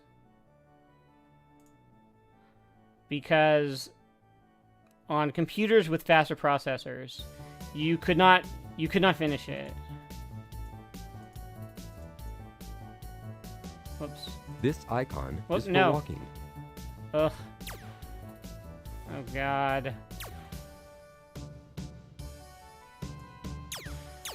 Alright, I want to go up here. And then I want to go down. And then... Oh, I did it. Look at that. That's all there is to it. Is you have to go over to the left, up, and around the upper screen, and back down, and back the way you entered. On faster processors, which were like, you know, Pentiums at the time. Oh, God damn it. Oh no. Zap, zap, you're dead. You couldn't do it because, they would kill you too fast. Now I have to do it again.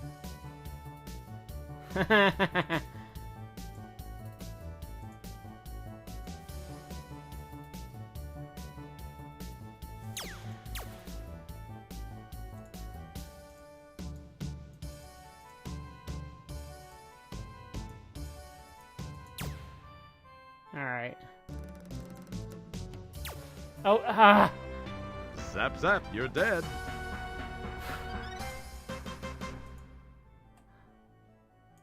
I have a skip for this in case I need it, but yeah, this, you had to actually, like, get a program to, it's called Moslow, that you would use to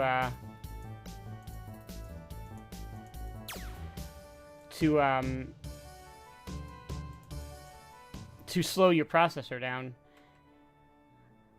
Alright. Let's just save it right here. And you would have to use it for sequences like this. This was just this is one of the just most infamous ones. And now...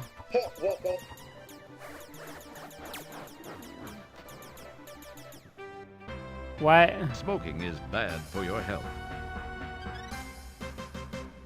Okay, well, I should have been able to walk in there, get into the time pod, and that was it. Now we're just going to restore this, and get in the time pod. Thanks for the sub, turkey leg. And look at this. Whoops. This looks like some type of arcade where people mindlessly go adrenal via the latest and not-so-late mind-boggling shoot-'em-ups and maze games. That's Yoda right there. I don't know if you can make him out playing one of the games. So, once again, this code is written right here. That is the code for getting back to Estros, which I'll need to do later. And now I would enter the code, you know, the partial code from there and the partial code from the hint book to get to Eulent's Flats, which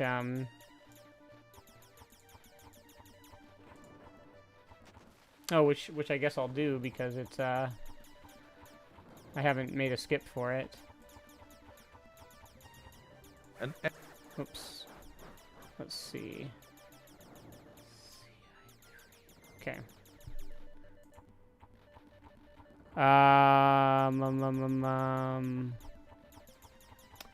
Let's see.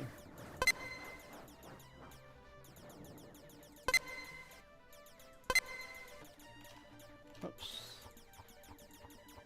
And then what it's that. It is that. That. Okay. The powerful quad quark drives Rev to life. Time and space bend. Yeah. Finally! Nothing much happens. That must not have been a valid code. Try it.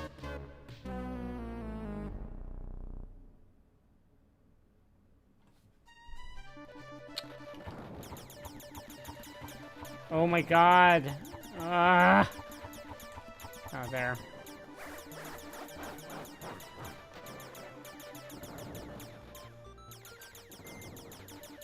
Why can I not access my inventory? This looks like... Have I broken the game? I'm sorry, hold on. Ugh.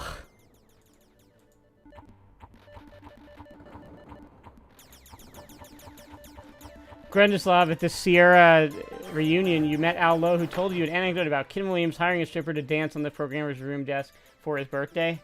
I believe it. I've heard stories of, like, crazy parties that, whoops. I didn't mean to restore a game. You're distracting me. I've heard stories of crazy parties at Sierra and at their homes and stuff. Okay. Jesus Christ. Hold on. I have to be careful with this code. Okay. So we want to do the hint book first. Okay. C. Basically C, I, and 3. Okay.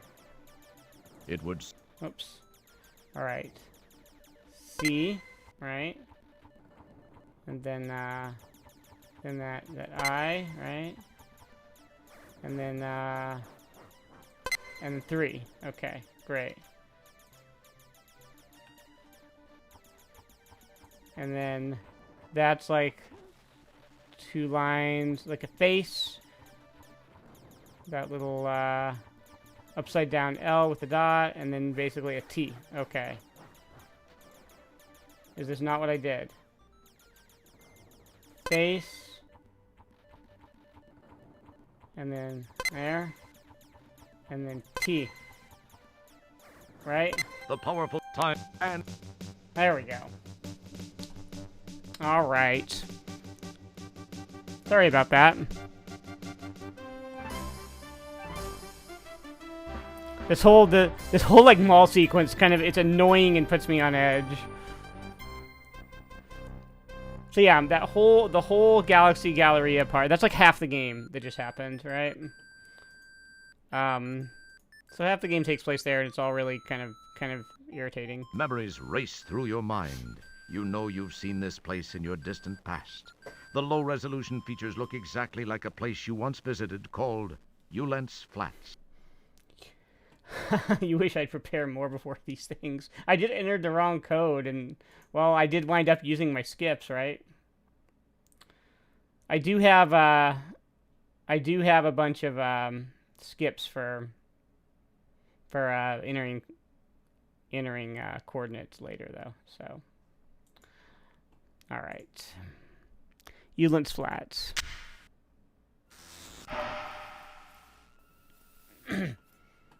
Well, look at this. Space Quest 1. Here we are. In the distance, you see sand dunes and sky. And it's even the menu interface and stuff. It's all like old school Sierra text boxes, right? It's awesome. This closely resembles the left side of Droids Be Us. Here's a funny joke. It smells like an old lawsuit coming back to haunt the two guys from Andromeda. Wow. Let's see, what else is over here? The sign indicates that this establishment is not open for business. For all of your droid-related needs, see us when we're open. So you can just walk all around here in Owens Flats. You don't know what it says, but you're sure it's not flattering. This must be the back of a bar. Some fading graffiti adorns the wall.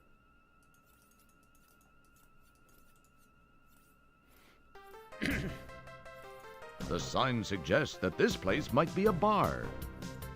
It looks like it came from the planet of the Warts. This ship must be the Plantar's deluxe model with authentic mosaic upholstery. This long-legged beauty stands silently, waiting for its jet-faced owner to return. As you check out the sand bikes, you wonder what kind of cheeseball would own one. Actually gonna go ahead and save my game here.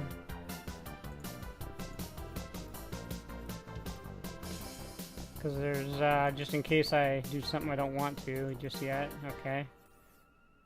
You've obviously found the location of Tiny's used spaceships. Lucky you. This must be the Yugo of spaceships. You wonder why anyone would bother to lock it. It's funny, the text says Volkswagen. This building is quite small. Maybe they changed it for the CD-ROM. This is why it's called Tiny's. For the, voice. At the bottom of this excavation is a small craft almost totally buried in dirt. You remember barely making it back out when the engine died. This is the tale of a ship parked for business at the Owens Flats Bar. And then do I die if I try to leave? Aw, cripes! I hate it when that happens! Alright. Whoa! Oh man, what just happened there? My game just got like eaten by some bugs. Is DOSBox having a what is happening here? DOSBox is like having a meltdown. Hold on. What the hell? What is that?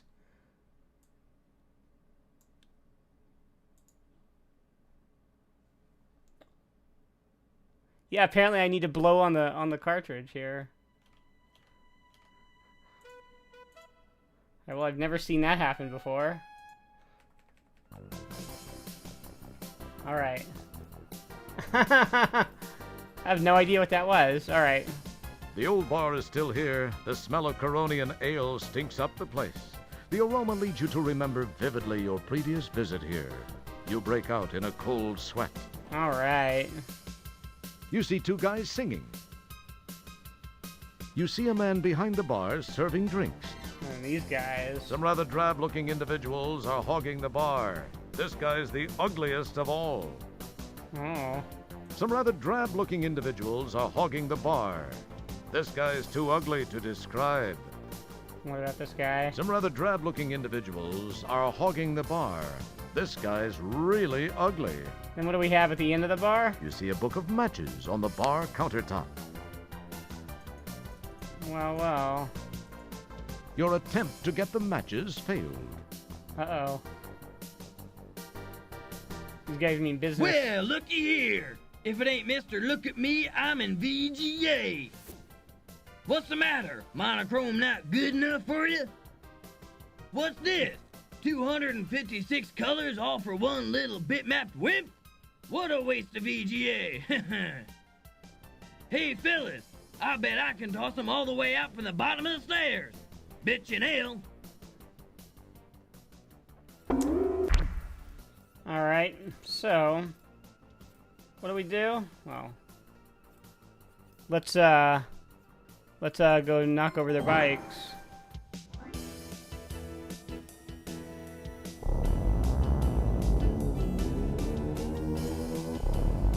Now they're after me. And actually in the CD-ROM version, the bikes were they were made color, like red, green, and blue. And this patch. That was close. Hey, how come their bikes can go through the force field? This version changes it so that they are the monochrome of the disc version, since these characters are called the Monochrome Boys. Alright. You hear a high-pitched whine from the east. And then I believe I have to, here. Whoa. Oh, look at that. Boy, that was close. I'm so slick. You pick up the book of matches. Awesome. They don't have time to talk right now. What about this guy? Hey, aren't you the guy who broke my slot machine? You owe me some money. Well, I gotta run. My hog pod's double parked. Hey, it's been swell talking to you. Yeah, you can knock over the bikes in Police Quest 1. Not sure if that's optional or not. I forget. You hear a high-pitched whine from the east. Uh-oh. Oh! Can't touch me. Boy, that was close. Alright. And now, hop back in the time pod now that we've got the matches. And we will, skip to the save game where I have the coordinates for Xenon entered. The large Oops. That's where we're headed. The powerful quad quark drives Rev to life. Time and space bend under the... Yeah.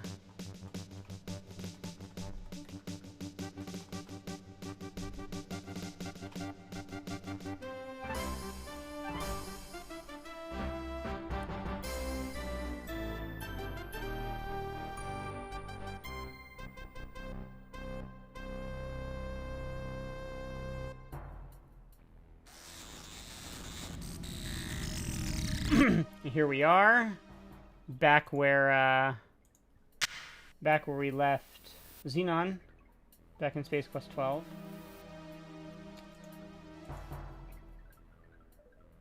Now we'll go over here, and you gotta get in here. Your innate sense of curiosity makes you wish you knew the way to open this thing. Well, guess what? I have this jar of slime that I've been carrying this whole time that I can use. Well, there's not much left of the lock now.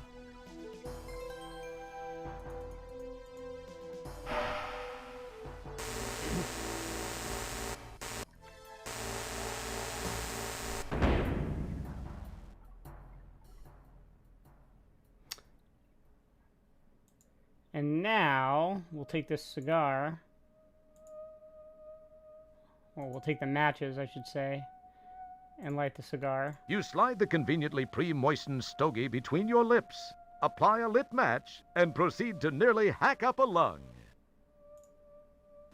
And the reason for doing that is... You cast the old stogie to the ground. There's a laser trap here. Let's see what happens when we walk through it.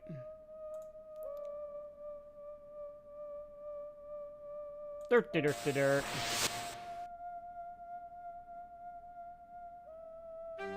We're glad you could play. It's just the boring generic death screen. Oh well. So we have to figure out how to rotate the laser beams using the correct angles, which are all multiples of 12.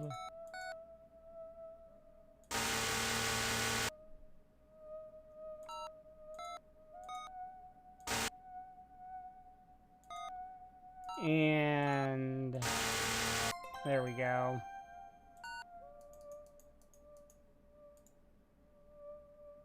Walk through there. Now, this section is, this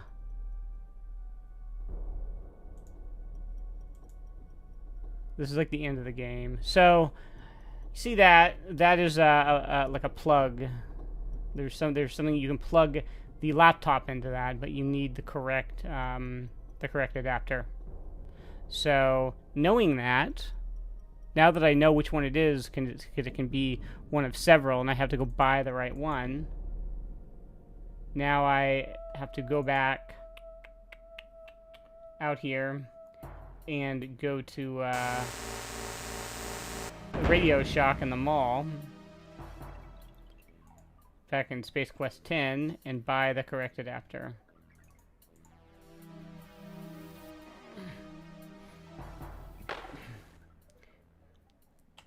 And I've got my handy-dandy Astros coordinates entered. The powerful quad quark drives Rev to time and space. And finally...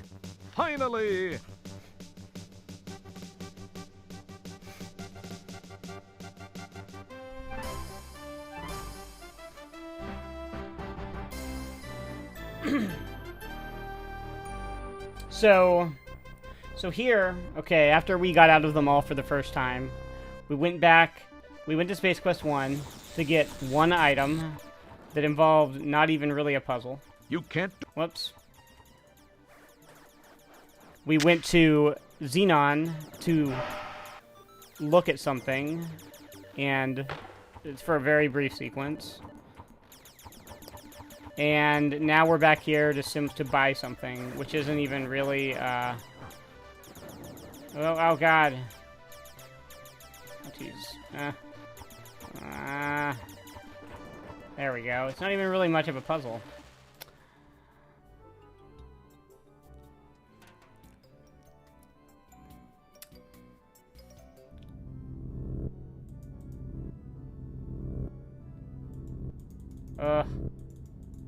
There we go.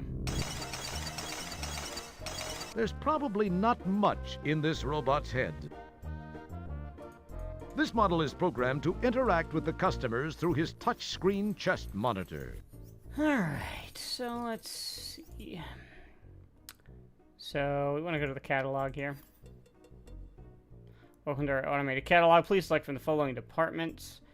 And this is going to be electronic gadgets. Faux Components Swiss Army Micro Entertainment Center. Style to look like a real set of miniature components. No. Dodecaphonic around. No. CD GI-ROM TV. No. Pocket Pal Portable Terminal. Say, is that a complete workstation in your pocket, or are you just glad to see me? Now you can carry the power of a dumb terminal around with you without even creasing your jumpsuit. Includes chiclet-style keyboard and dentine-style mouse. 3,406 buckazoids. Oh wait, it's not the terminal. I have that. I want the connector. Pocket Pal connector. There we go. If you're a proud owner of our ever-popular Pocket Pal portable terminal, you have no doubt noticed that without the proper connector, it is virtually useless.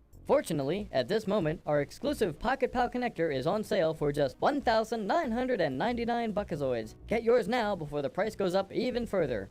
So, I can't show you my inventory, but that's what I want. With Grave Pigeons, you insert each and every one of the 1,999 buckazoids into the sales bot's coin receptor. And it was this one right here. Alright.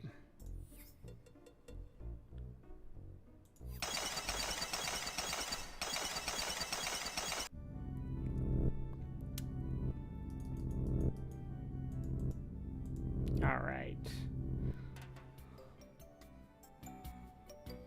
And then back to Xenon.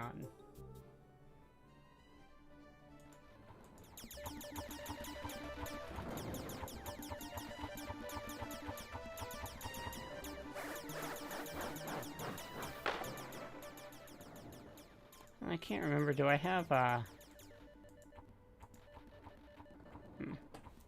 Could go play Mrs. Astro Chicken, but it's another little mini game. It doesn't really matter.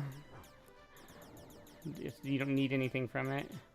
So here we are. Okay, there's the coordinates back to Xenon. The powerful quad quark. And finally,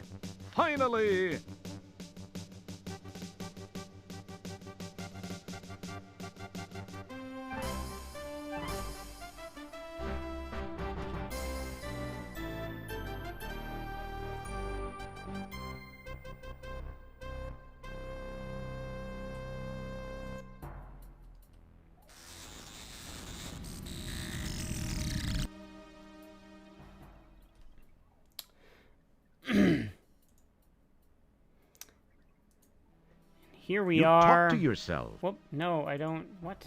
No, I want the hand icon.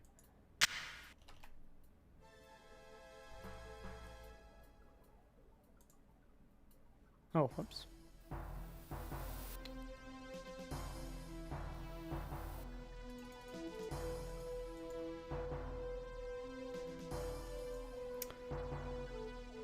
All right.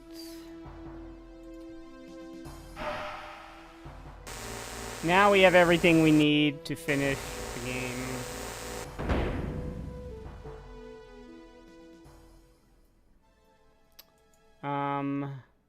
You want to use the battery on the laptop? you plug the mobile power cylinder into the laptop. And then we want to use the plug on the laptop. You attach the plug to the Pocket Pal. Now we have the Pocket Pal. And we'll go up here and save the game.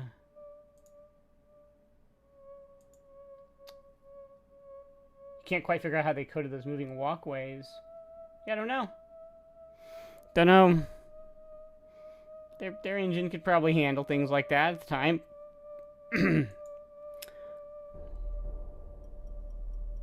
So now we have this laptop, which means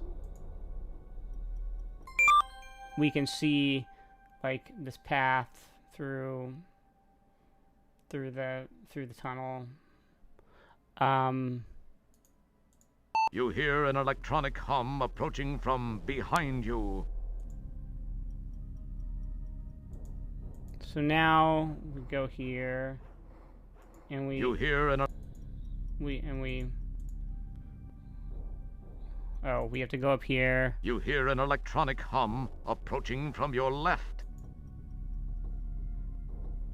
And this whole area is like this little maze of walkways, and these droids are patrolling it. And if they catch you, they'll kill you.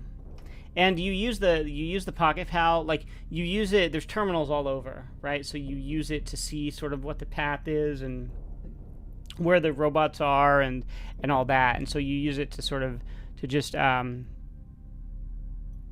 navigate this area.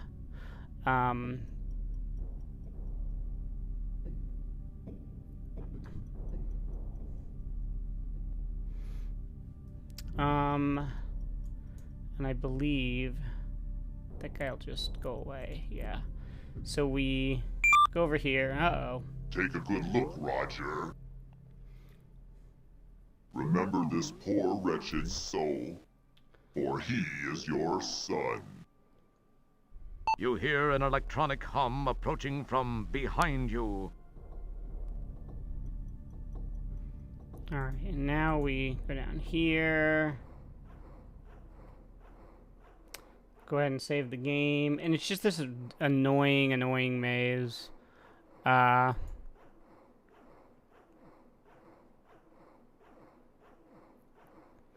And then, let's see. I want to go... Can I go up this stairway yet? Oh, no. Now you knew he was coming, didn't you? Let's see.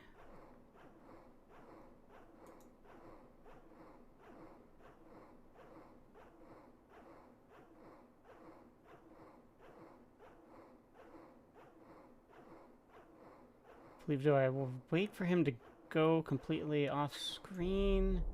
No, okay. Okay. How about if he's just at the left? Is that even the same one?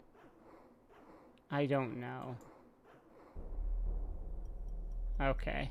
So there we go. I've evaded him.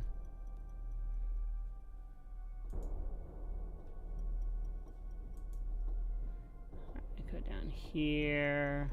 And then go over here. You hear an electronic hum approaching from your right.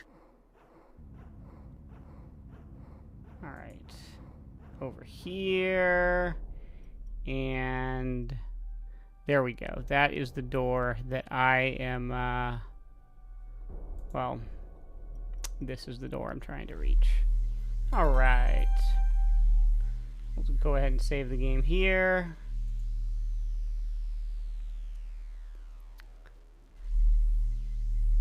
And click the hand. And this is where the hint book's code, where you're like, I'm at the stupid supercomputer, what do I do now? It gives you the code, which you have to enter here.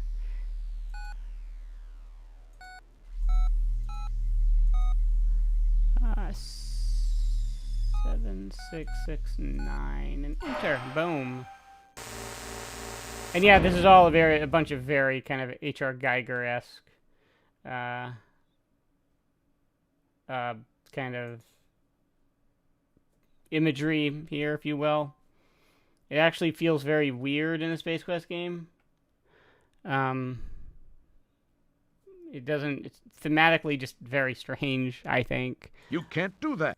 Oops. Don't. Okay, do we look at it? The chamber's interior. Do we connect the,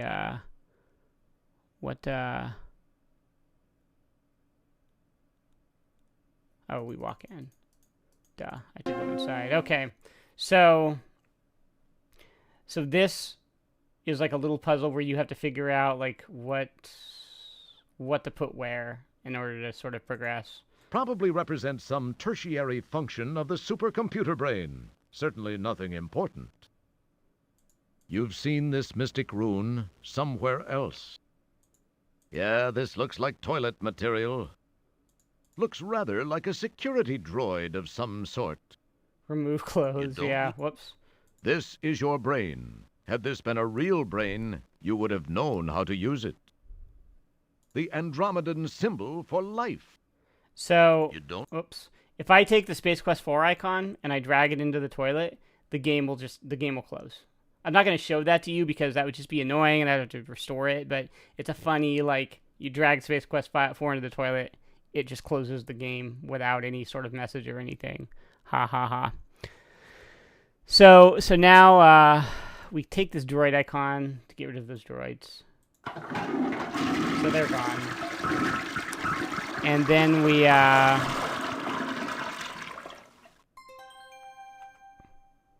actually, what happens if we do this?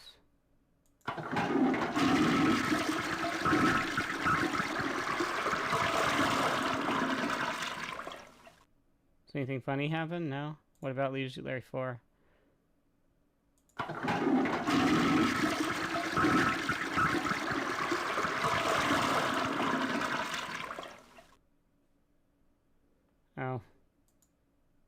Oh, here, let's just restore and do what I'm supposed to do. So you click the brain, put it on the toilet, and it initiates a formatting process.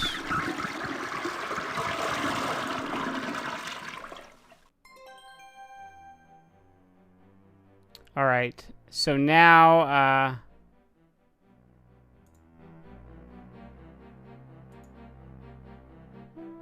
I want to save my game. And then I gotta hurry.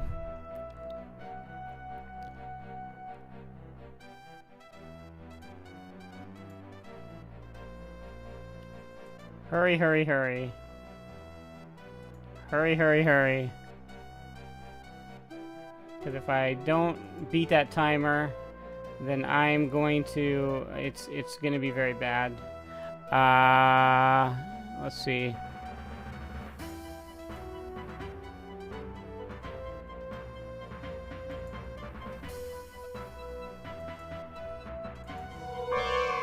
Get in this elevator.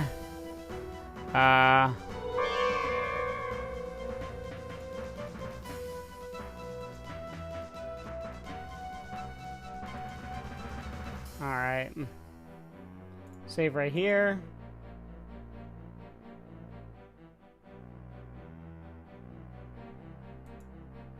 Alright. Now there's a crash that happens here. Hopefully it won't happen. Hello again, Roger. It's me, your old friend, Sludge Volhall. I've taken the liberty of borrowing your son's body. I had to remove him first to make room for my mental self. His is on this disc. Say, it's most enjoyable to be in a young, healthy body, even if it's from your bloodline. In fact, I like it so much, I think I'll keep it. I guess we'll have no use for this anymore. Uh-oh. So now I gotta go get that disc. Time to settle things, once and for all. You'd better be careful, though. Keep this in mind. If I die while in this body, that disc will be useless. Your son will never draw another breath. And if you don't defend yourself, you will never live to buff another helmet. Come on, show me what you've got, mop jockey.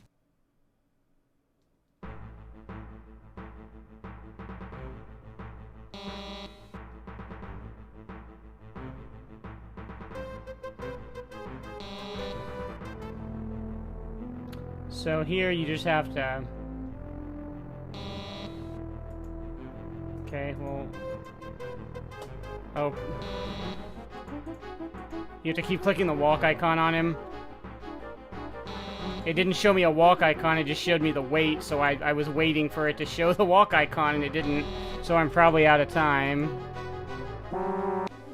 Is that the best effort you can muster? All this space hero nonsense must be getting to you. You're getting old, Roger. I, on the other hand, am enjoying the physical joys of youth.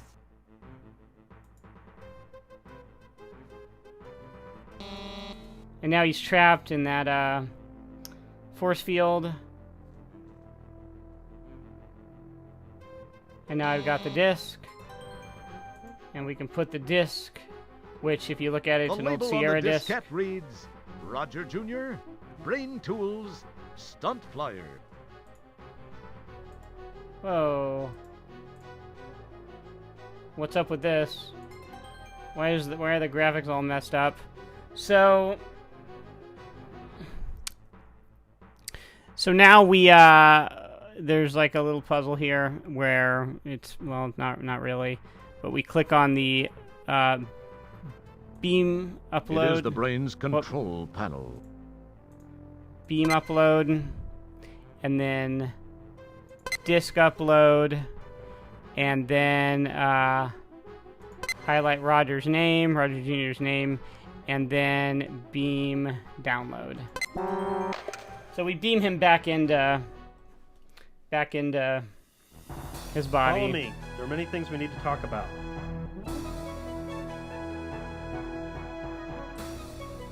You must be very confused. Were Volhal's words true? Are you really my son? You do look a little like me, though not as good looking.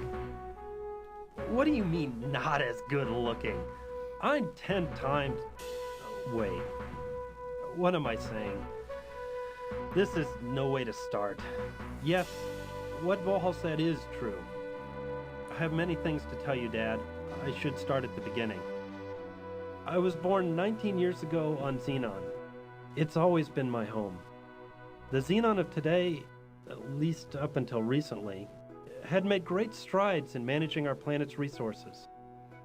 That included water, minerals, even the talent of our population. We enjoyed peace for so many years, we took it for granted. The creation of the first super biomech computer was the biggest success story in our history. When the Volhal virus was introduced and began to control the computer, a state of total chaos was created. We were unprepared for what followed as Volhal turned our technology against us. The population was quickly decimated. What a great ending. Some of us stayed and tried to fight, some were captured, and some fled the planet. Thanks for the follow, When it Unforgiven seemed 3. There was no hope. We thought of one last long-shot effort. That was to find the only person in history ever to defeat Volhal. We had to go back in time to find that person. You. We got there just in time. You had to go back in time to get me? Why wasn't I available in this time? What happened to me? I don't understand. Uh-oh. I'm sorry. There are some things I wish I could tell you, but can't. I know that's not what you want to hear. Believe me, I just can't. What happened to Hey, Roger? If you're my son, who's your mother? My wife? Where is she? My wife. You sure ask a lot of questions for a janitor. Oh, burn.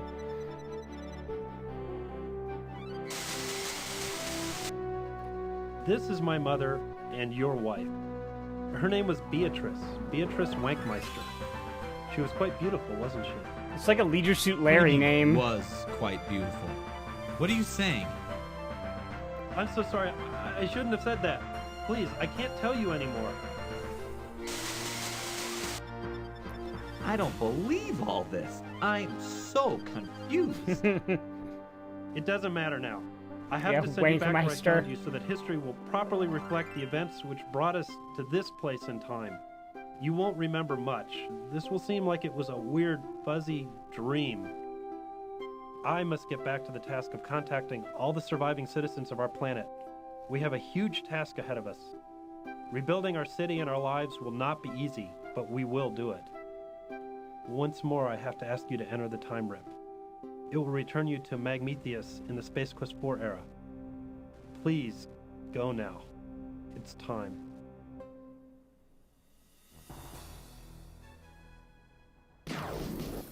Dad, I'm glad I got to see you, even if only for a few minutes.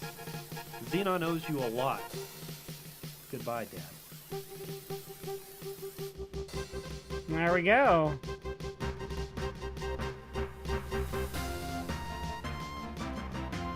So what happened to Roger and his wife? Well, it turns out we'll never know because they didn't get that far in the series. I'm assuming they died. The future should prove most interesting for Roger if he can stay out of trouble long enough to reach it. We're glad you could help Roger get through it all. Thank you for playing Space Quest 4. And there we go. And that's Space Quest 4.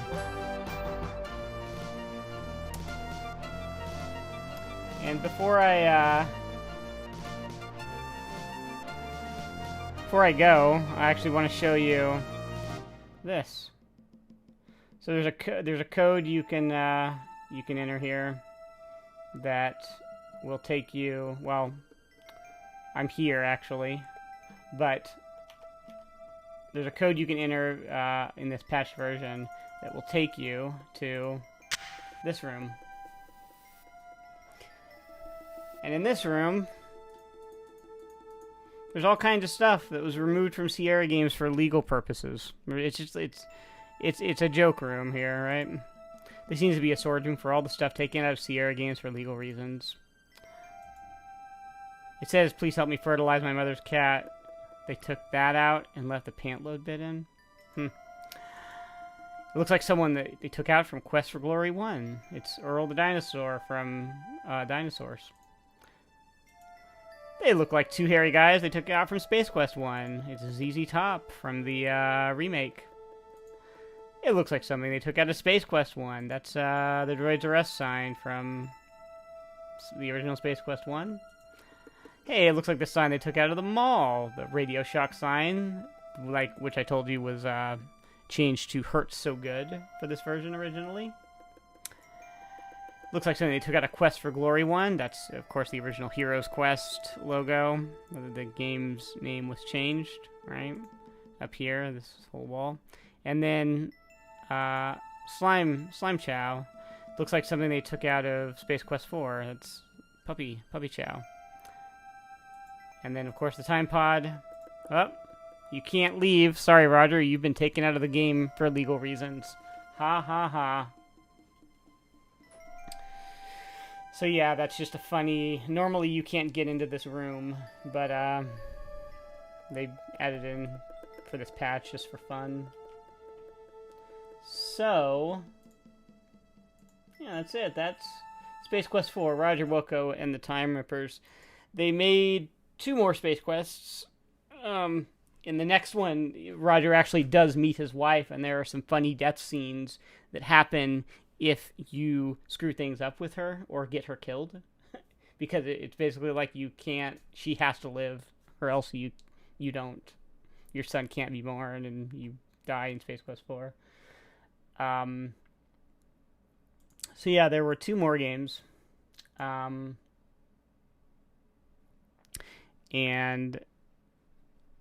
I think the next one was probably one of the better ones. Space Quest 6 was a disaster for many reasons that we'll get to. But those are stories for another Sierra Saturday. We have just started 1991 here. And 1991 was a very productive year for Sierra, because that's the year they launched the Sierra Network, which would later be renamed the Imagination Network when AT&T took control of it. And at some point, I'm going to do an episode on that, on the Sierra Network, because it's very interesting. But I'm